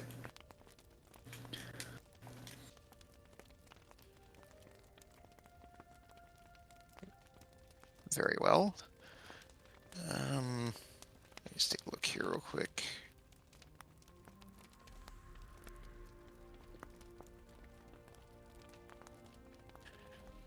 Kind of maxed out here. All right. I'll have like 3 of them, but I guess to I say like, not sure if this equates in value, but since I have a few extra on me, I'll take one of my like 3 daggers and place it up on top of the supply crate here. If you'll accept this, I will take it in exchange for the metal parts you found. She'll nod her head and say to you, "Yes, I'll take it."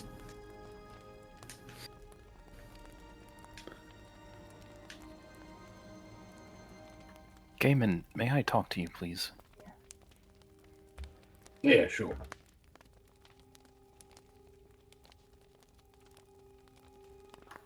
Gaiman, isn't that way too nice?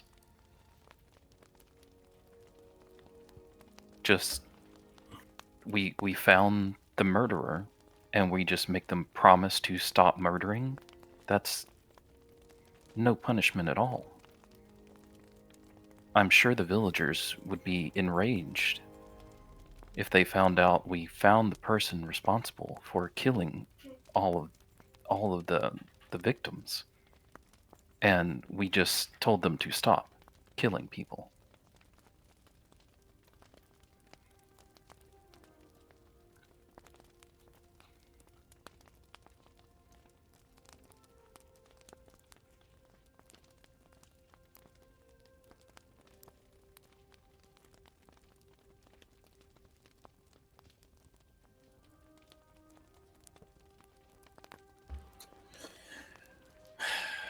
So I'm of 2 minds about it because I mean they're trying to turn over a new leaf. I mean, you guys could have locked me up for the whole bag crystal business. Being a threat to others. You didn't eat anyone. No, You were I didn't. dangerous, but Right. So we're talking about a type of danger. Hunting and killing a live person. It's a type of danger. That's called. a lot of people. Yeah. But I take your meaning because us feeling bad about them trying to start, a life together and turn over a new leaf is a heck of a lot different from, their acts being, good and all, and there being some kind of balance to it. The good that they're trying to do is for themselves. But my concern is that if we just turn them over, the good deed, they'll just kill them. And that would be their right to execute what is effectively a serial killer. Right, but I mean, we had every right. We still could exercise a right to kill them, but I don't feel like killing anybody right now. Not unless they try to take a shot at me.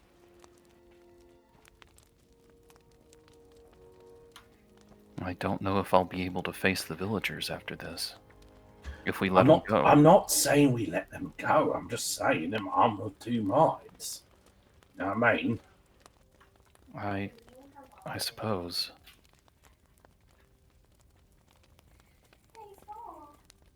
I mean, it's going to be hard getting them to come back to us.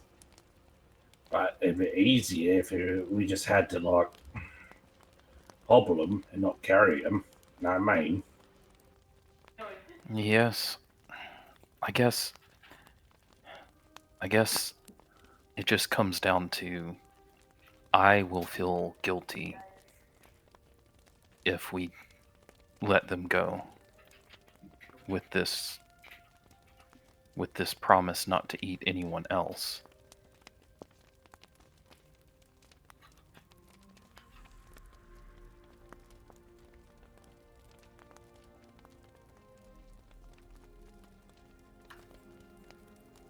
if he breaks his promise, I'll feel responsible for anyone else that he eats.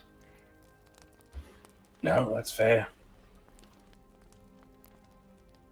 Just, I don't know. I'll just want to. You'd have to basically stick around for the whole trial, if there's going to be one. Make sure they get a fair shake, know what I mean?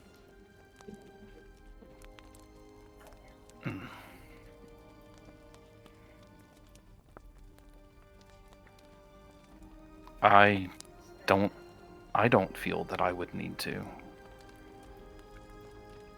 I feel if we delivered them to Goodmead, or at least Doug,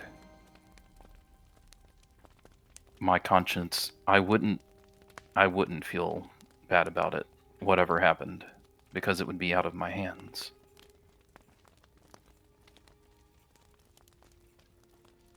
It's the Goodmead villagers that were being eaten.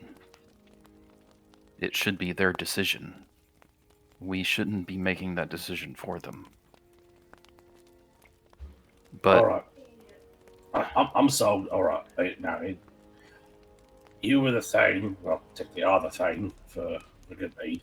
So, I'll defer to your decisions in this. I'll back your play, whatever it is. Okay? 100%. We'll do it your way. I'm convinced.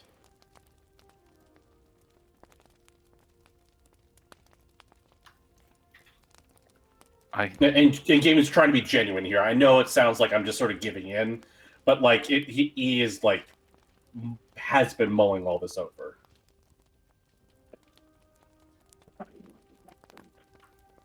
okay. Then Is that? Oh, go ahead. I was just gonna say, then I'll say something, and head back to the party. All right. As that conversation was happening between Gaiman and Akia, was there a similar conversation happening between Lotus and Alicia? Just for my peace of mind, I'd like to roll an insight check on Doug just to see if his body language is betraying his words or not. Sure.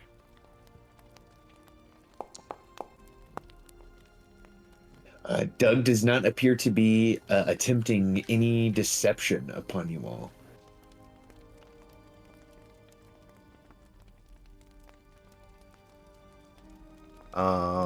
Then Lisa will just continue to not applying any more healing, but just bandaging any wounds that he has sustained so far.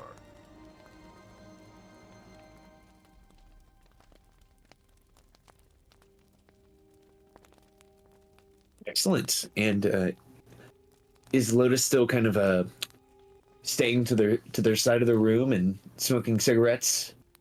Well, I'd say since let me see here, would Gog have brought the metal parts into the cave?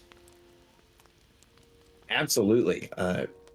They would have brought the metal pieces from the ship crash or from the ship trail in the wicker basket they were carrying to the rendezvous spot. All right. So I guess probably like here, Lotus would probably have. She'd still be within like eye shot of Alicia just in case anything comes up, but would have like Flavy scanning over the parts. Just say like Flavy, like these are the parts from the Mind Flayer ship, right?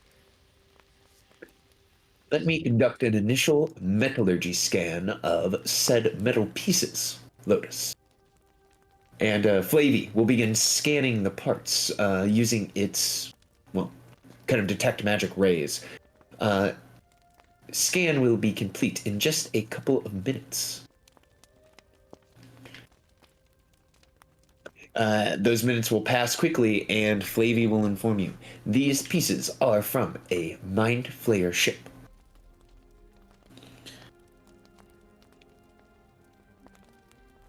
Let's see. Is there anything else that you can tell me about them? These pieces seem to come from the outer hull. They must have come loose as the ship entered the atmosphere. And she'll have her notebook writing these down. I see. Well, if nothing else, hopefully when we find the main ship, hopefully we can use these to help fix it up. That would be a help. As well, we can use these pieces as a more fine-tuned way of locating the ship, using magics available to yourself or potentially Akia.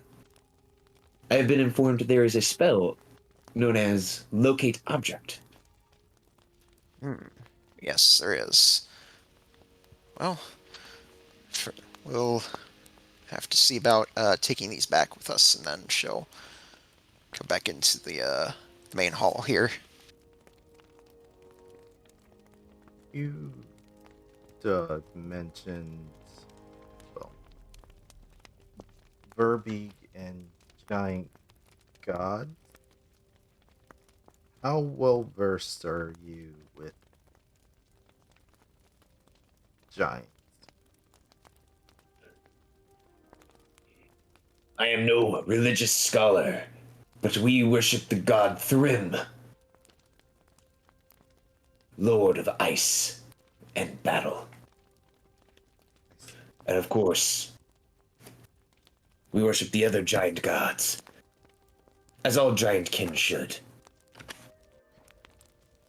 Do you know of a place called Grimskull?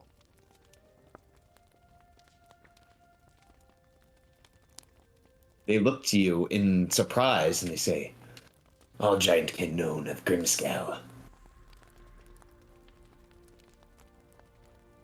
Or at least they shall, if they live in this region of the world.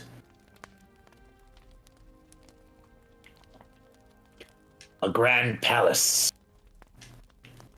in the sea of floating ice, built as a testament to Lord Thrym and the supremacy of the ice giants in this realm.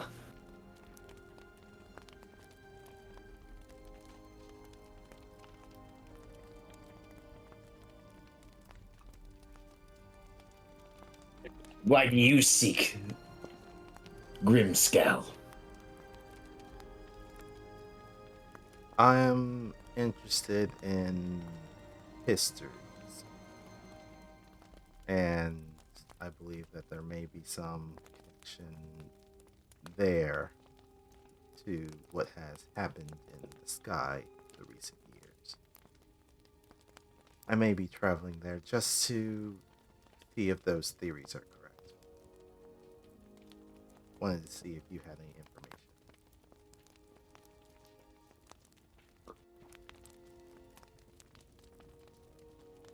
The Verbeeg will look to you and say, do you seek a guide, perhaps, to Grimskull? A giant kin that could potentially lead you the right way?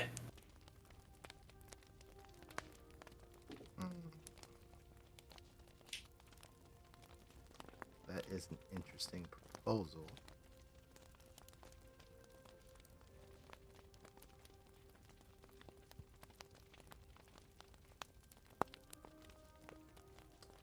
I'll think on it. As I guess I see Akia coming back into the room. Yes, Akia, Gaiman, you guys can enter back into the room as this conversation about Grimskull is ending, or as it's kind of reaching its zenith. All right. I think Akia is going to muster up all their courage and say, everyone, as Thane of Goodmead, I would like to make this proposition. In exchange for Doug's willingness to travel to Goodmead and confess to all the people that he's eaten, I'm willing to let Gog go on her word that she was not involved. I cannot in good conscience take any other course of action. So you're willing to condemn him to death at the hands of the townsfolk? That is for them to decide, and yes. And Lotus just looks like flabbergasted at you, Akia. And you view that so flippantly, do you? This is not a decision that I make lightly.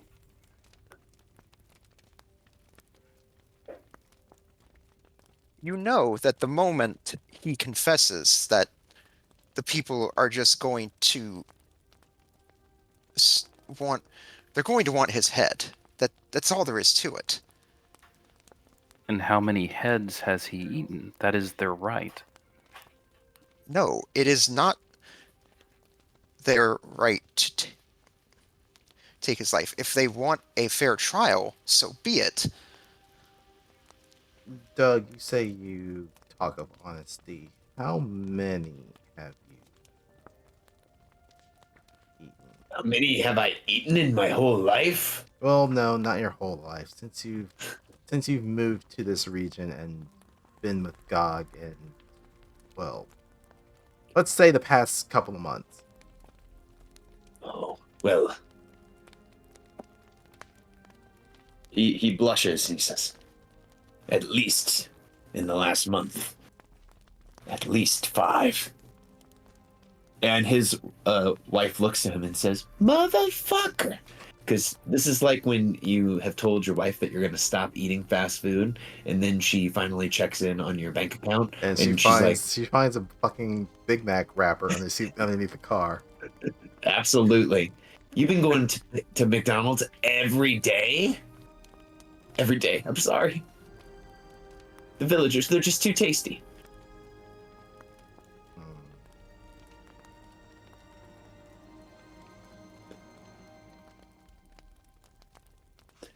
Oh, see, does Akia feel a certain amount of animosity towards this creature because they choose to eat living beings, and Akia has now come to deal with those who wish to consume him as well? It's less that and more Akia's black and white view of justice as a 2-year-old. Mm. And just being autistic and like, this is not our decision, this is their decision. I can't face civilization if we catch a murderer and then let them go. And then are responsible for whatever they do. Mm-hmm. You're reverse Batman. No, you are Batmaning it right now.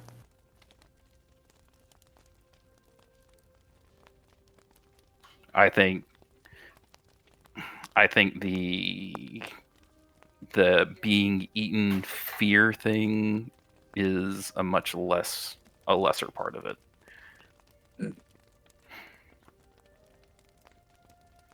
Because he's Batman.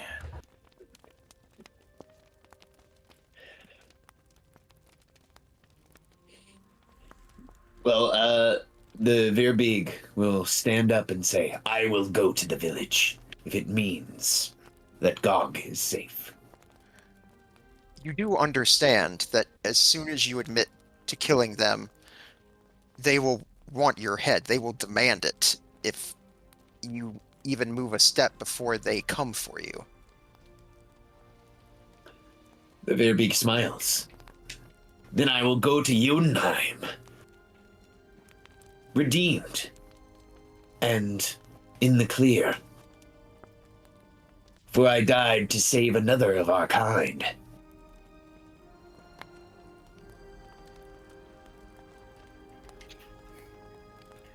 Lotus, if I captured the Elithids that took you from your mother, and then let them go because they promised not to capture anyone else, Would you not hate me?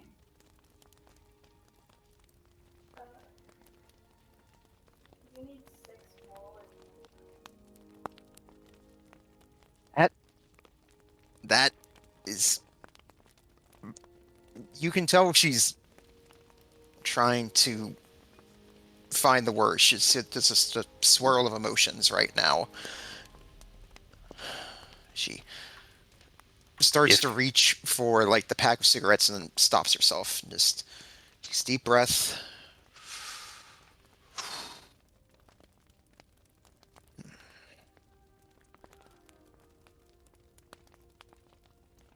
All right. Doug has made his decision. I may not like it, but I will respect it. She'll just take a step back.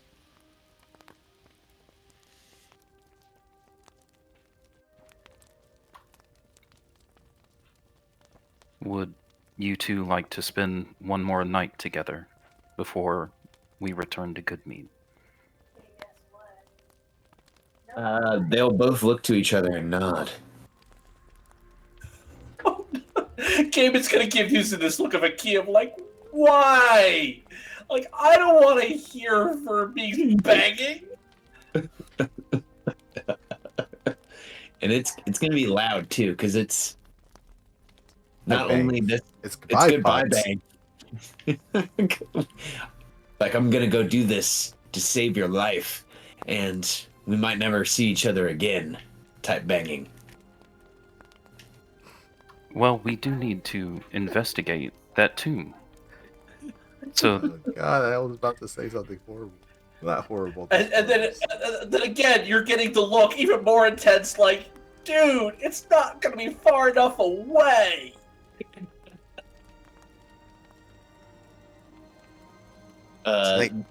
No, they will tell you they will retreat to the bear cave to spend their final night together,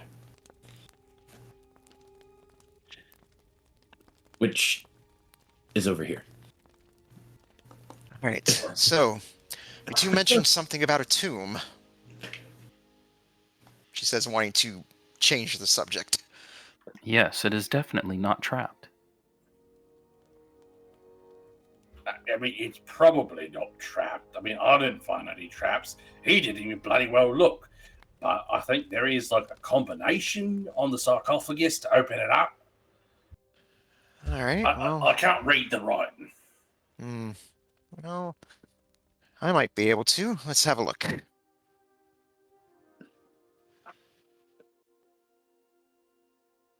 And the B team somewhere. They're probably all up in the cave too. Yes, the B team was actually outside this entire time. It's safe to come in, guys. They all look out from the bushes. I'm going to say the quote-unquote leader of the B team. You might think that it's Watto. It's not. You might ask, is it Bullarton? Also, no. It's Dale. Did Icewind Dale? It's Dale. Yay. He will look out from the bushes. Is it safe to come out now? You all have been talking for what seems like a few minutes. Is it good? Yes, though don't mind any strange noises you might hear further on in the cave. No, don't not mind them. Mind them. Like, plug your ears, run away. It's Verbee's fucking.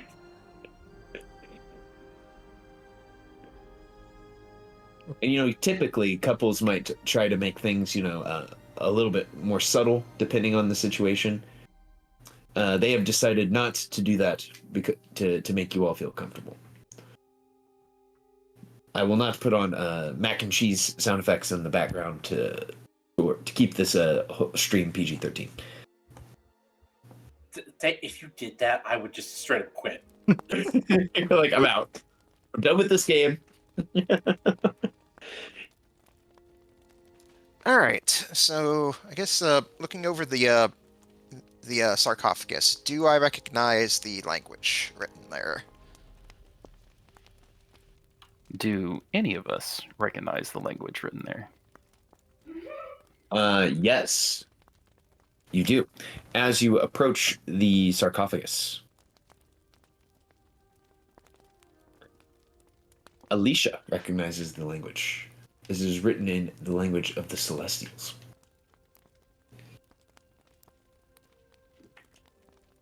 Ah, the holy language. Interesting. The inscription reads, and I imagine that perhaps Alicia is reading this aloud. Mhm. Here lies the great chieftain, whose spirit soared higher than the mighty mountains, whose courage was stronger than the perilous tundra. Leader of our people, guardian of our tribe, they led us through darkness into the light of our home.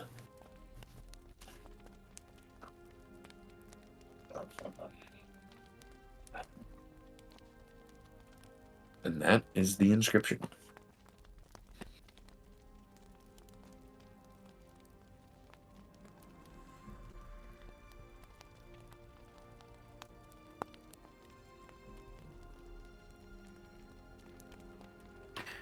Akia will tell them how the Verbeeg felt drawn to this place during their sleep, and tell them about the story on the walls and stuff.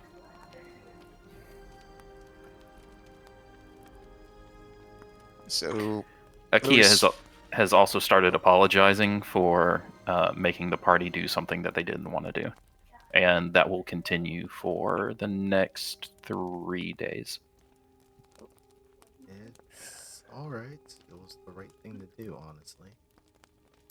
yes, like I said, I may not agree with the decision he made, but it is his decision to make. So, Gaiman, I'm assuming that since this is still closed, you had some trouble getting the lid off here? Nope, didn't even try. Because it's going to take a lot more strength than I've got to do it. Well, if you like, I do have this, and she'll hold up the knock spell scroll. This could get it unstuck right quick. What does it do? It's a spell scroll for the spell knock.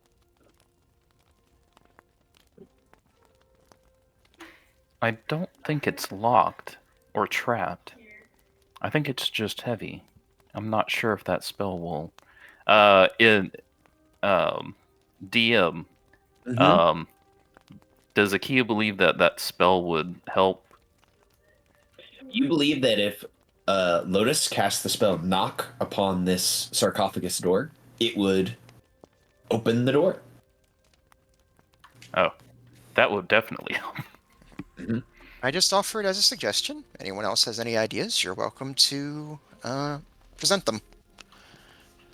I could reconfigure some things to be able to cast levitate in the morning, but knock would definitely speed things along. Besides, I would not be against it. anything that is locked with an arcane lock, well, Asmodeus still gave me that key that I can use. I back up just a little bit. I don't think it's a locked. It's a weight thing. It's a leverage thing. Like, if I had to like quantify it, it's like I've got like on a scale from like 1 to 50. I'm like close to 20. That fucking thing to move it is going to take like 50. So it would take like 5 of me to move that fucking thing. I communed with the voice, disembodied voice in the sky came in. I feel fairly confident that the knock spell would greatly aid our effort. Fuck it, fine. If that's you lot want to do, we can try and solve it with magic. I do Alright. enjoy solving problems with magic. All right. As they're having this conversation, does this room also have the carved images and glyphs in it, like the other That's ones? correct. Does it saying anything in particular, or like the images like describing something? Oh, you were AFK for that, huh? Yeah, I was completely AFK after that. Would you like to describe them to Lex, Oh, Mr. Ikea? sure. And if I miss anything, let me know. But basically, it's pictographs describing the journey of this barbarian tribe entering Icewind Dale, making their way across the tundra, finding their home in the tundra, and at the end, it shows them defeating a bunch of monsters with a very powerful magic wand. Did I miss anything? Oh, that was perfect.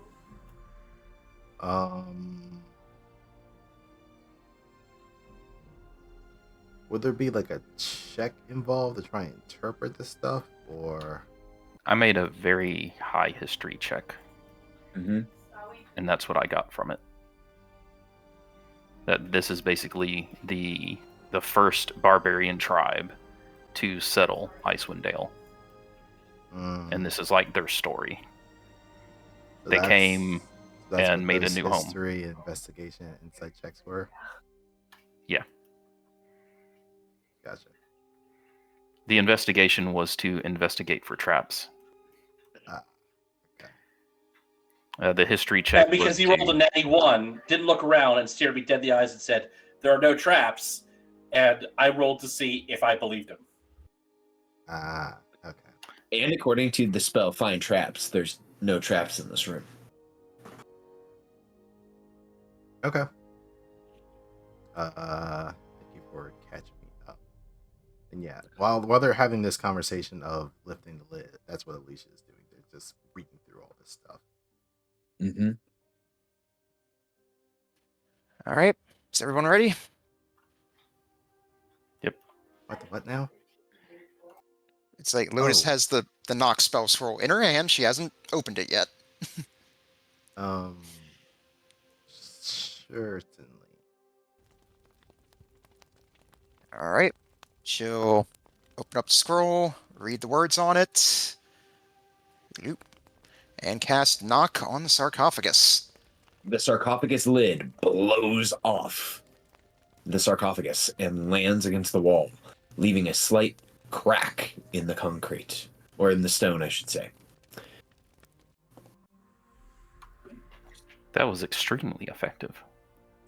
Within the sarcophagus, you all see a shallow niche within the sarcophagus bowl, holding the bones of a female human, her tribal garb reduced to tatters.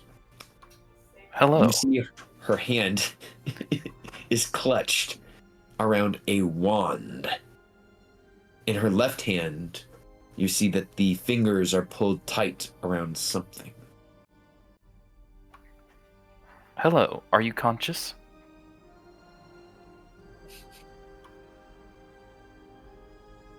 Are we just looking at like a mummified corpse? Yes, it's like a skeleton. Skeleton. Okay. Okay, yeah, I think she's dead. Like, proper dead. Not like what we run into before, like, dead, seriously dead, but dead for, like, generations. Dead. Probably, but, you know, just making sure, just in case, a proper greeting would have been in order.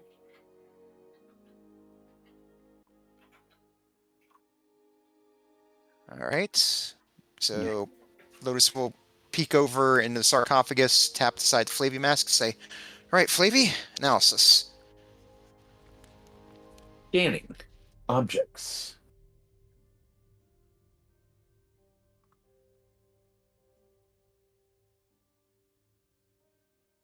Lotus, the wand in the skeleton's hand is magical.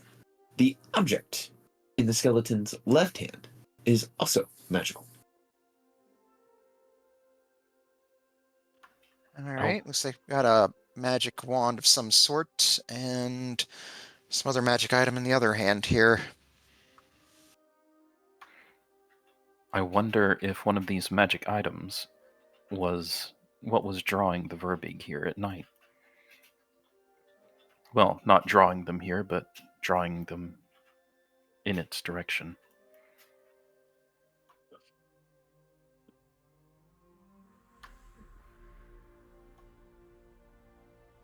Some magical pull from one of these items, perhaps. I now wish I had that spell prepared today. Versus.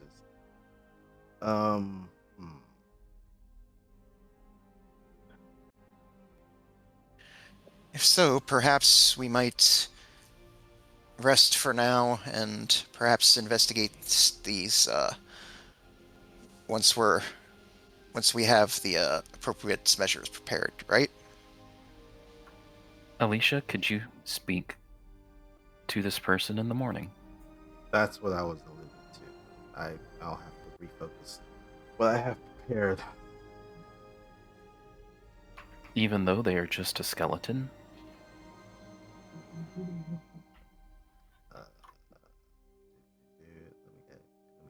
clarify this. Akia's just impressed. Oh. Yes. As long as the spirit of the departed is willing to speak back. I'm just gonna roll this. I actually consume the spell slot because I want to make sure. Corpse of my choice within range. Ask questions. Shall we do like the mirror and make sure you have your questions prepared beforehand then? Yeah. Horse must still have a mouth. Does this thing still have a mouth? It can't. Yes. The skeleton is still fully formed. Okay. All right. Then the last thing is just making sure that it's not undead.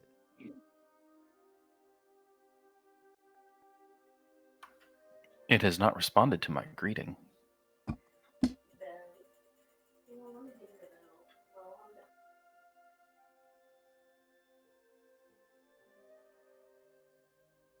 Well, it's definitely dead then. So yeah, maybe we should check on this thing actually in the morning, and I'll prepare myself and some questions that we could ask him. Oh, well, I did want to tell you, Akia, I had Flavy analyze the metal bits that Verbeeg found, so we should take them with us. That way, when we do find the Mind Flare ship again, we can use it to help repair it. All right. Should we investigate the other crash site as well? At some point, yes, that would be good. Hopefully, to see what else we might find that might be useful for us. During this question, Akia's hand slowly approaching the objects. Don't touch those until we understand what they are. Please. Yes, I assume that will probably be at least two of the questions as to what exactly those things are, so you know what they are before we touch them.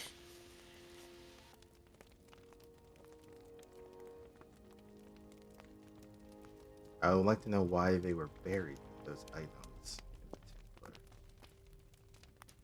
Alright, so one question for the wand, one question for the other item.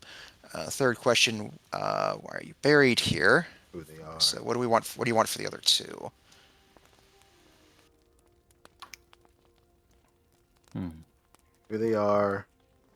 Well, why they're buried here may be something that they don't know.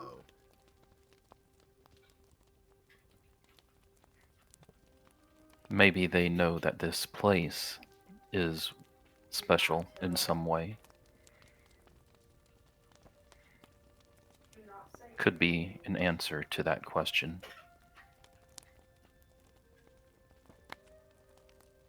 If they did not like us, they might simply answer because they died and they had to be buried somewhere.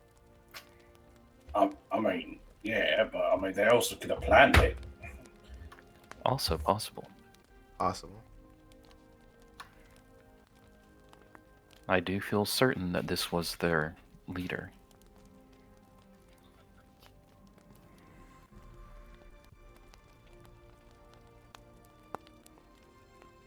I believe the purpose of the wand is to do that, and we'll point at the picture of the monsters being blown up.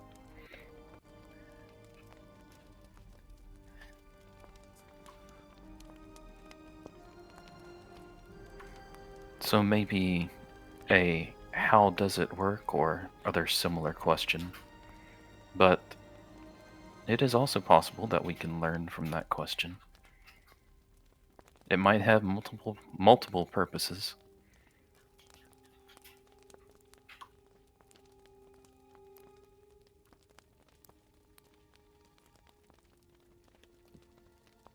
Well, we should at least place the lid back. The lid can be placed back on, yes? Lotus will point to the cracked lid that's like resting, that's slammed against the wall. It's like, I think unless we can get the giants to help us move that, I don't think that's going anywhere. And then we would simply have to move it again in the morning. Sure. Alright. I will watch over the body to make sure nothing happens to it during the night.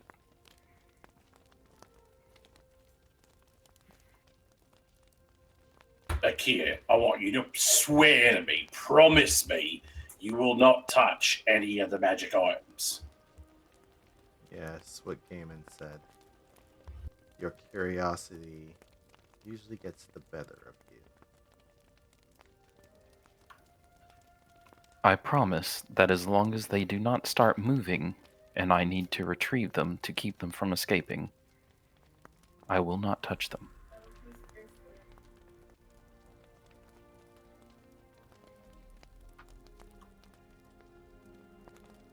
Jim will just shrug at that. It's like, okay, that's fair. Accepted. Alright, well, we should probably make camp somewhere and rest for a while. Though I'm wondering if it's... No, actually, not yet. We'll go back to the town with Delta. Honestly, I would rather camp outside the cave up a fucking tree than have to hear those two going at it.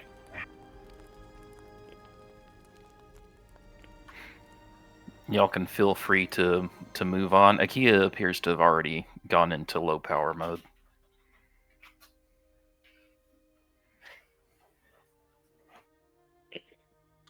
Alicia is going to walk around this area, observing all of the stone carvings and hieroglyphics and all that stuff, trying to understand as much about this person or tribe as possible. Historian mode has Sure. been activated.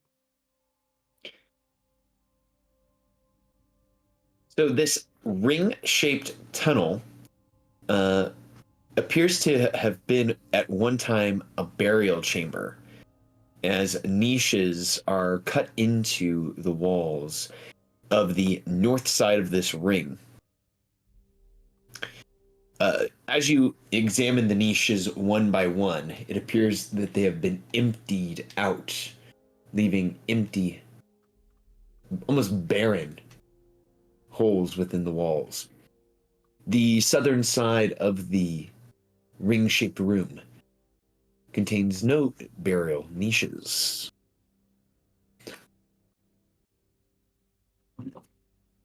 Of course, this section with the blocked off wall that you guys used the power of shatter to explode contains several niches.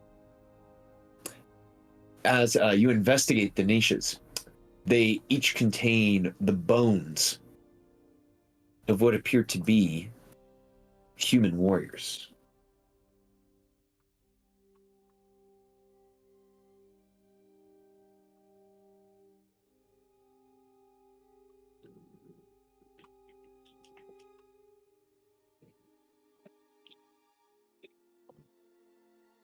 Now, heroes, it is only about 3 p.m. is what it looks like here on the easy, simple calendar timer. The two Verbigs have secluded themselves into one section of the cave. What was your plan with the ogre friend? I mean, he's got to face justice too. Yeah, try to force him to come with us, and if he tries to escape, fight him. I guess Gaiman and Kuma and Alicia, we would be able to drag him outside, right? Like 3 of our mights combined. Absolutely. You all could each grab a leg, maybe grab an arm, and start dragging this creature outside. Okay, we'll do so.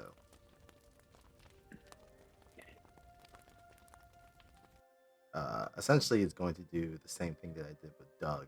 I'll give him just a small flip of healing word to bring him back to consciousness. Actually, no, it's been a couple hours, right? I'll let him wake up naturally. Sure. Let's see. We'll retroactively roll a d4. So it would take this gentleman another couple hours to wake up. So it would take this guy till 5 p.m. to wake up on his own, meaning that he probably has severe brain damage if this was not a fantasy setting, as he has been knocked unconscious for 4 hours. Yeah, that's rough. That's bad for your brain. Yeah. But yeah, I'll wait the 4 hours to essentially ask him like similar questions that I did for Doug, of trying to get a baseline as to what the hell is happening here and why people were being hunted and Before this cat wakes up, and by cat I mean cat as another name for a person, not an actual cat. Your companions have kind of slowly but surely come out of the woodwork.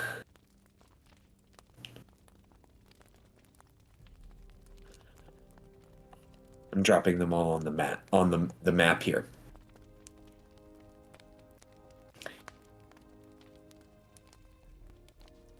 Well, I guess since Kia asked about this one for Knocker last session, I guess I'll bring it up for Watto. We just sort of see it. So it's like, so say, so Watto, I know you've decided that you wanted to come back to Earth with me, but you have to make sure that, sort of like a point of no return sort of things to sort of say, like, make sure that any unfinished business that you have here is taken care of before we leave. Is there anything you've wanted to do ahead of anything else? He looks to you and he says, well, now that you mention it, there is something that I've been really interested in that I didn't want to bring up just on my own. I felt that it might be rude to try to sidetrack our party with my own personal wants and desires.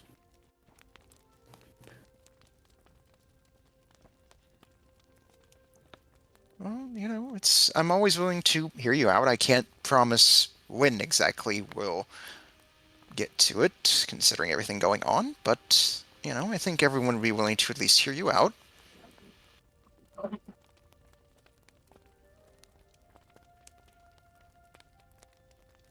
Well, my mind has been on many a different topic since we have been adventuring all together, and since you and I have found our relationship.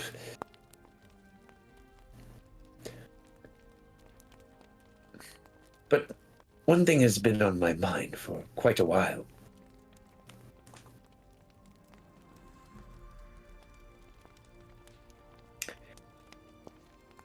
In my reading, I read of a tall tale in the region.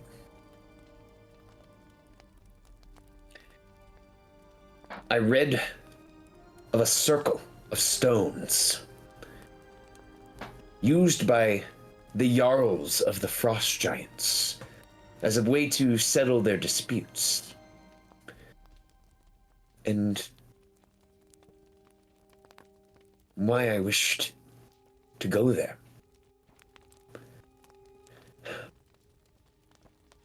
Circle of stones, you say? She says, like, you know, I'd never seen it in person myself, but I'd seen drawings and images of something similar back on my world. You wouldn't think they're connected somehow, would you? He looks to you. Oh my goodness, I hadn't even considered that as a possibility. I was thinking it could potentially be a site of extreme arcane magic. Potentially something you could, and he blushes, you could use as a focus for your powers. There has been an archdevil after you, a church devoted to a goddess of destruction and frost, and maybe, just maybe, if we go to this Yalmut, there's something there that could help you be stronger. Well, it's a long shot, but I'd certainly say it's worth checking out. Do you have any, in your research, do you have any idea where it might have been located?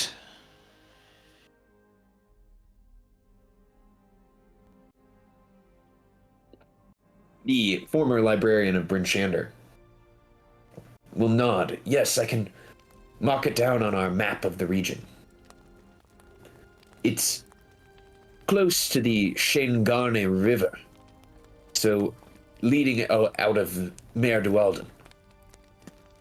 And he will pull out your map. And I will grab our map.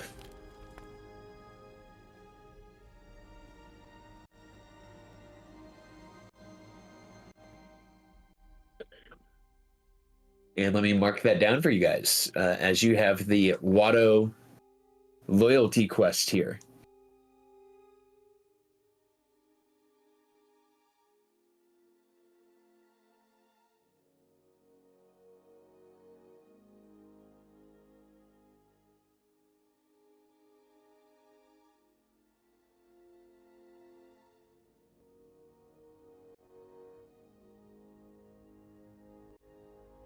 And Watto would present it. He says, "You don't think it's strange that I've been thinking about a site of potential arcane power, do you?"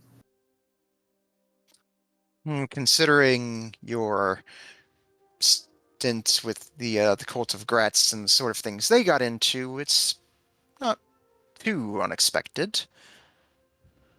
Mm.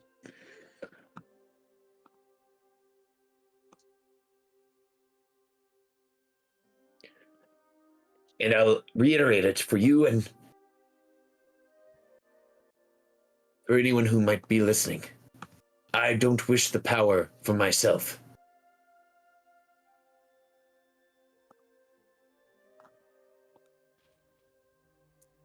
I mean, if you did, I mean, I certainly wouldn't blame you. I mean, the way you described it, like here, I mean, you know, secluded place, you know, kind of quiet, kind of moody, you know. I mean, you might be giving a girl ideas that you might want to ask a certain question. She gives a waggle of her eyebrows.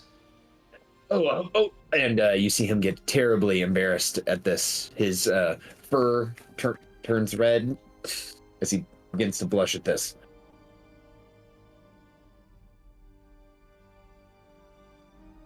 Oh, see, this is the type of thing that a guy would not think of when he invites someone to a place like this, and then when his partner gets super angry at him and he has no idea why.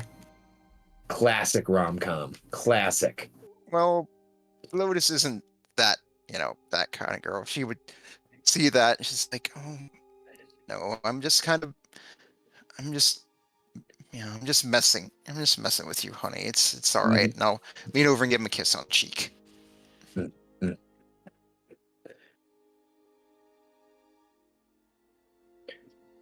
Well, party, in the convening hours, do you all basically wish to get like a long rest in this area, kind of camp out so that you're able to swap out any abilities that you might need to continue investigating the area? I would like for that to happen. Also, to keep an eye on the bearbeaks and the ogre. Perfect. So I guess the first step of all of that, if there isn't any scenes or information that needs to be shared from Alicia and Gaiman, because I know that Akia and our friend Lotus just had the opportunity to kind of share some information there. In a couple of hours, the ogre would wake up. And I will move us back to... We keep going back to this map, and then back to this map. Gaiman would stick around to help address the issue with the ogre. But, again, because of how sex and sexuality makes him feel, he would try and steer clear of the caves, even going so far as once he is confident that the ogre is not going to be a problem, he'll just go off ranging by himself, hunting, just to get away from the noise. Of course. If the opportunity presents itself. But if he's like concerned that the ogre is going to start some shit, he's going to stick around, because that'll mean a fight, and a fight is distracting. Absolutely. So we're dragging this guy out of the cave. That way he can be away from the others. Now, Akia, would you have given Kuma the directive to make sure he stays on the ogre? Or what would Akia's directive for Kuma be in this situation? Kuma's directive is just to protect Alicia, because that's what was sort of... Alicia was taking care of the ogre, but specifically that's what Akia would have said. With that kind of understanding, like, hey, Kuma's gonna protect you while you do that. Okay. Well then, in the 4th hour of this creature being unconscious, it will awaken with 1 hit point with a start as it looks around at its surroundings as it goes, ugh.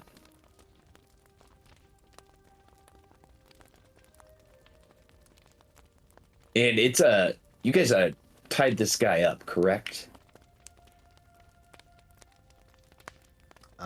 If we have No, because we didn't say we did. that's fair.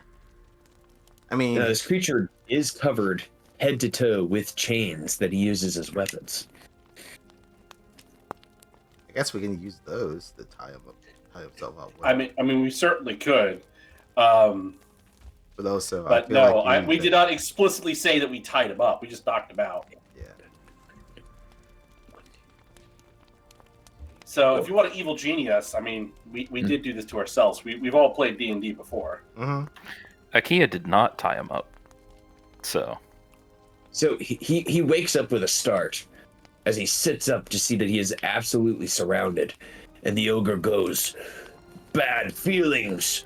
Who there? What happened? Where Batman? Smash the Batman. No. And then he's. Oh, go ahead. Go ahead, Alicia. No smashing unless you wish to go back night night.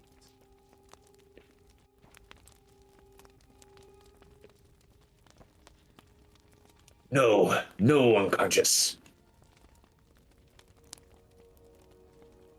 Good.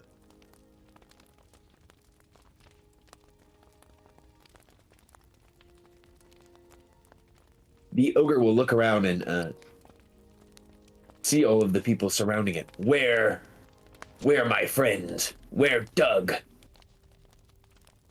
He's inside. He's with Gog. She came back. She saw what you had done with Dwarf. It's the reason why, or one of the reasons why we came here.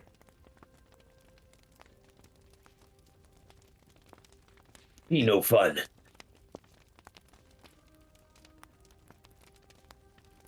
Do you admit that that was your and Doug's doing? Me and Doug, dirty dwarf, dirty tasty dwarf. Steal all the mead, steal all the supplies. Those ours.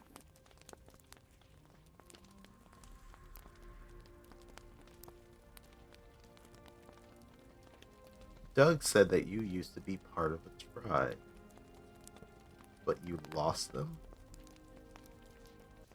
Yes, group of ogres and hill giants. Got separated in a blizzard.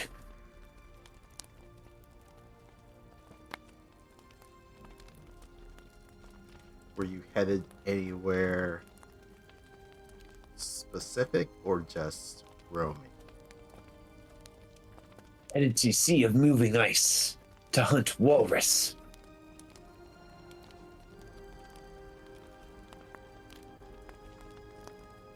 That's unusual.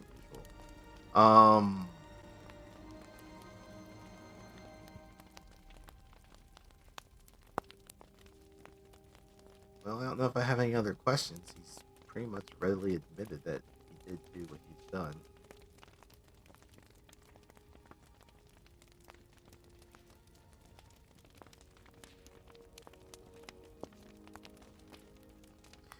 You do know that Gog was trying to have Doug not hunt people, yes? But you two did it anyway? Yes, we quickly found out what she don't know. Don't hurt her. Mm.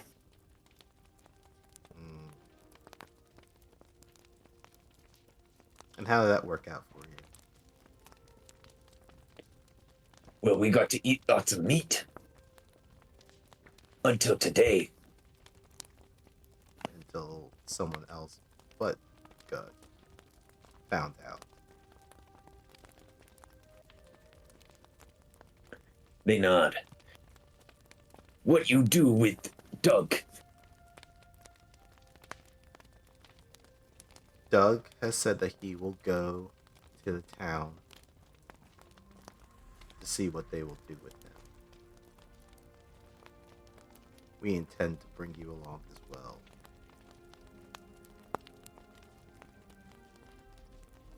You bring us to townspeople. Townspeople want to kill friend and Doug. Right, but what did you lot do to the townspeople? We kill and eat them because they are delicious. All right, well, because you killed them, they might do the same thing to you, or they might just lock you up until you're cured of your bad behavior, but probably not. Maybe we get last meal. We've heard of last meal. Maybe, but something tells me it's not going to be people. Exactly.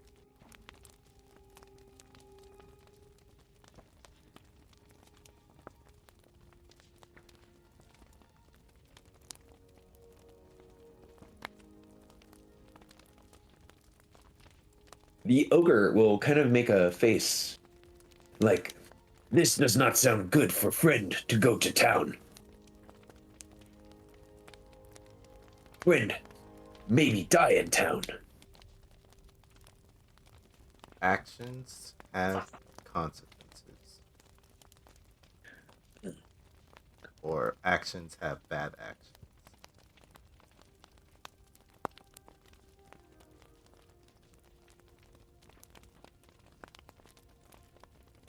The giantkin will look to you all and say, would you take treasure to free friend? Me know of treasure.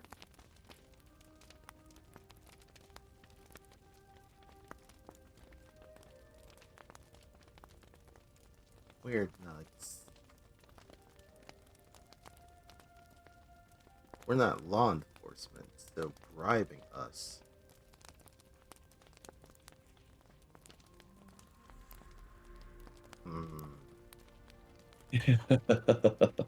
Well, I don't think we should accept what he's offering personally, but if you've got treasure, that may be a way for you to square yourself with the townsfolk, so they don't cut you to pieces.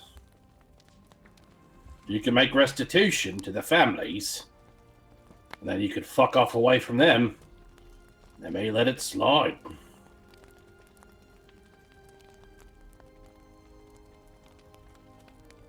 I mean, it's not a guarantee, but no, I'm with Akia on this. You two need to, own up to what you did.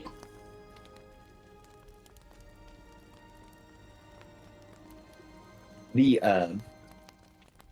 giantkin will say, I have treasure in my room that I found. I give you treasure, you let friend go. It worth lots of money, I think. Are those the barrels you speak of? No, this treasure different than barrels. This treasure's shiny. Luda seems to perk up at that a little bit and say, shiny how? You follow friend, I show you.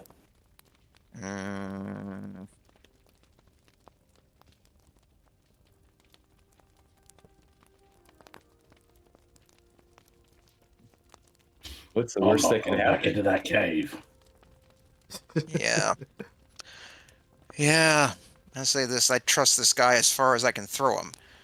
Considering I have a strength of 8, that's not very far. I will go and check this out, seeing how wounded he is if he was to try anything. Well,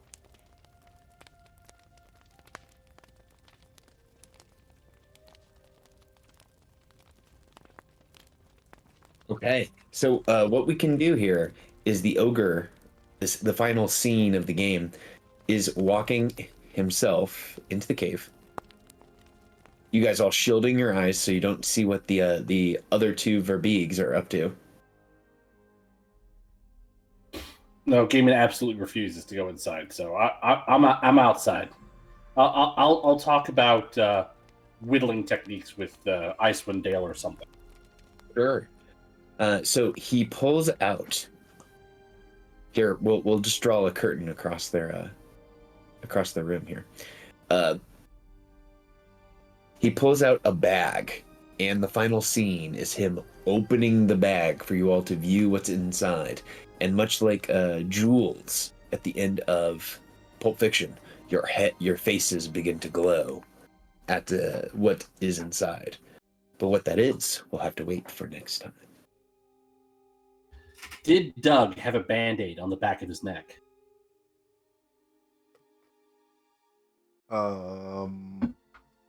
let's roll for it. Odds yes, evens no. Unfortunately no. I'm guessing nobody knows what that's a reference to. No, unfortunately. That went over my head. Yes, Okay. I feel like that. So it is a very obscure well, I don't want to say obscure, but it is a fan theory.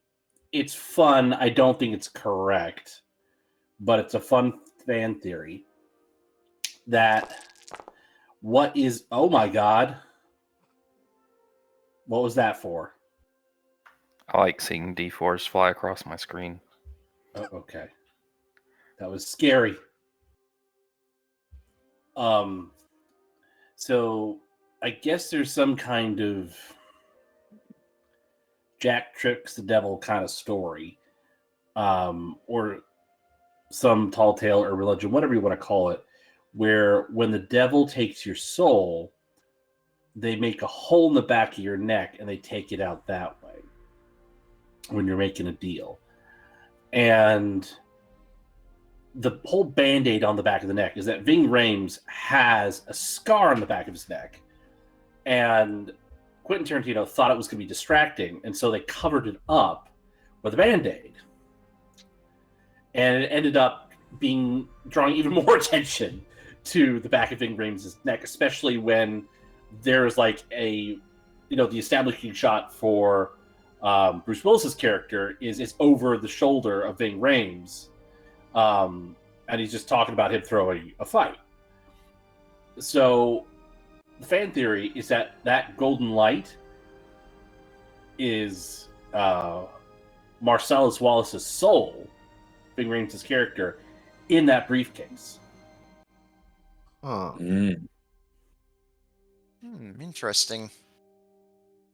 And that's why it's like, Tim Ross character, Honey Bunny, or Pumpkin. I can never remember. Anyway, characters like, is that what I think it is? It's like, it's beautiful. Like he's crying over seeing an actual human soul. And that's why he's wanting it back so desperately. But again, Quentin Tarantino was just sprinkling little things that people might guess at or not within his movies, and he does that all the time. I see. So I guess the theory is maybe that Doug made a deal, or is that just for shits and giggles? Yeah, I that's what I was insinuating. If somebody else here knew of that Pulp Fiction trivia, Gotcha. obviously not. So I just looked like a jackass. No, it's good. I love it. I love some background on that. Well, everyone, I guess we can probably cut the stream there so I can tell you guys all of the secret stories that I told you I was going to tell you at the beginning of the stream. Oh yeah. Thanks for running. Thanks everyone for tuning in.